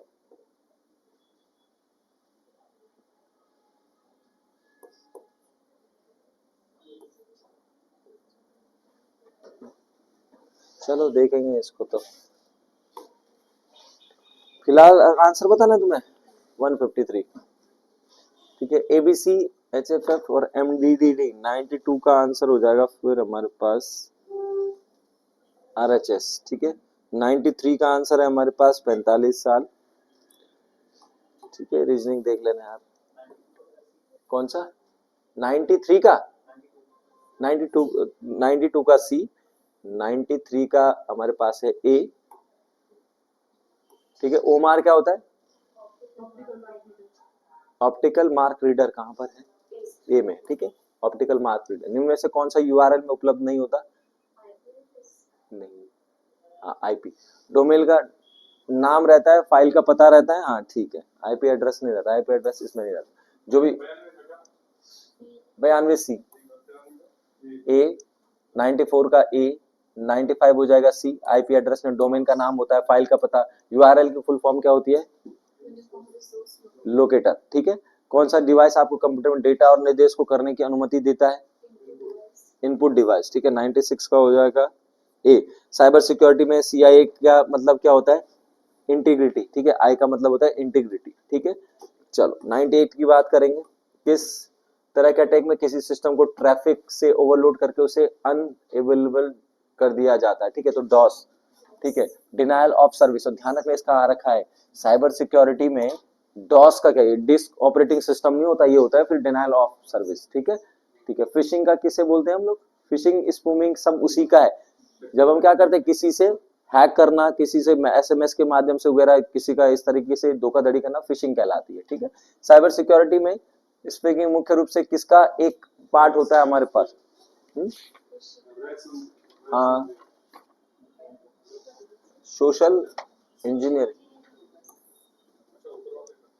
कौन सा एक मैलवेयर यूजर की फाइलों को लॉक करने और चाबी के लिए पेमेंट मांगने के लिए डिजाइन किया जाता है, ठीक है। कौन सा, रैनसमवेयर, ठीक है। तो भाई इसी के लिए वायरस आपको पता है, ठीक है। वायरस एक प्रकार, ये क्वेश्चन भी आया वायरस क्या है, तो वायरस एक प्रकार का प्रोग्राम होता है, ठीक है। ध्यान रखने, क्वेश्चन आया हुआ है, वायरस एक प्रोग्राम होता है। ट्रोजन हॉर्स क्या है, ये वायरस के ही प्रकार है, वर्म, ट्रोजन हॉर्स। ये अपनी प्रतिलिपियां बनाता है, अपनी कॉपी कॉपी बनाता रहता है, ठीक है। चलो तो ये था थोड़ा सा, ठीक है। बाकी रीजनिंग नहीं आएगा तो देख लेंगे, क्योंकि मैंने आज देखी नहीं, ठीक है। आज तो मैं केवल तुम्हारे लिए आया बस, मैं तो आज छुट्टी पे था, है। कौन सा ये वाला, क्यों, किस मतलब किस चीज में, सिक्योरिटी वाले में नहीं, कौन सा पार्ट मतलब शुरू से ही, इसलिए पता क्यों लगा आपको टफ, क्योंकि इसमें करंट है ज्यादा। दिक्कत ये लगी कि वो करंट वाले क्वेश्चन अगर नहीं पढ़ोगे ना करंट, तो तुम्हें लगे पहली बार ही सुन रहे हैं, तो ठीक है। और मैक्सिमम क्वेश्चन तो मेरे हिसाब से तो करंट के ही थे। बाकी जैसे वो हिस्ट्री वाले थे तो वो तो इजी थे, हिस्ट्री वाले तो जो जैसे वो हमने शुरू शुरू में किए हैं हिस्ट्री, या परीक्षा वाणी वाले, वो तो परीक्षा वाणी के हैं सारे, उन चीजों को पढ़ो, वो तो इजी है। हाँ, थोड़ा सा करंट अफेयर है कि वो करंट अफेयर तभी सही होता है भाई, कब करंट अफेयर पता कब सही होगा, जब आप डेली बेसिस पे करोगे, ठीक है। डेली बेसिस पे पढ़ो करंट अफेयर को, ठीक है। और अच्छा एक काम करना, तुम्हें राइटिंग समझ में आ जाएगी मेरी, मैं ऐसे ही लिखता हूँ बेटा। मेरे मेंस में ना होने का सबसे बड़ा कारण यही तो है, मेरा आधे से ज्यादा नंबर तो राइटिंग में कट जाते हैं, ठीक है। चलो मैं एक काम करूंगा, कल तो नहीं परसों जब आऊंगा ना, मैं अपनी वो कॉपी लाऊंगा करंट अफेयर की, उत्तराखंड की, ठीक है, पुरानी वाली, नहीं तो अभी अभी बनी रही है वो, ठीक है, पुरानी वाली, उसकी PDF बना लेना, वरना मैं दे देता, पर मेरे पे समय की बहुत अभाव रहता है, ठीक, वो दे देना, PDF बना लेना। और उस PDF को, वो 2023 से है वो, 26 आ गया आज, तो वो क्या होगा तुम्हारे पास, वो GS में भी कन्वर्ट हो जाएगा ना उत्तराखंड का, फिर वो GS में भी कन्वर्ट हो जाता है, मतलब उत्तराखंड का करंट जो था वो इस समय अब GS में आ जाएगी, पहला कहाँ बना था किस जिले में, तो थोड़ा तुम्हारा वहां भी हेल्प हो जाएगी उससे, तो वो देख लेना। वैसे शुरू शुरू में तो मतलब ठीक था, शुरू शुरू में वो लिखा था, शुरू शुरू में तो वाइफ ने लिखा था, तो उसने तो साफ साफ लिखा हुआ है, शुरू में तो तुम्हें समझ में आ जाएगा, बाद में नहीं आएगा, ठीक है। चलो पर ठीक है, वो उनके लिए ना जो नौ सीखे हैं, अब जैसे तुम लोग हो तो तुम्हें प्रॉपर समझ नहीं आएगा, तो पर तुम आइडिया लगा लोगे कि हाँ ये लिखा हुआ होगा, ठीक है। चलो तब वो मैं परसों दे दूंगा तुम्हें वो कॉपी, ले कोई भी ले जा लेना अपने लिए, PDF बना के, फिर 1-2 दिन में दे देना वो कॉपी। तब तक फिर थोड़ा सा नया वाला जो लिख रहा हूँ मैंने, दिसंबर तक तो लिख लिया है, नया वाला की चाहिए होगी तो नई वाली को 6 महीना। पर उत्तराखंड की समस्या पता क्या होती है, उत्तराखंड की समस्या ये है कि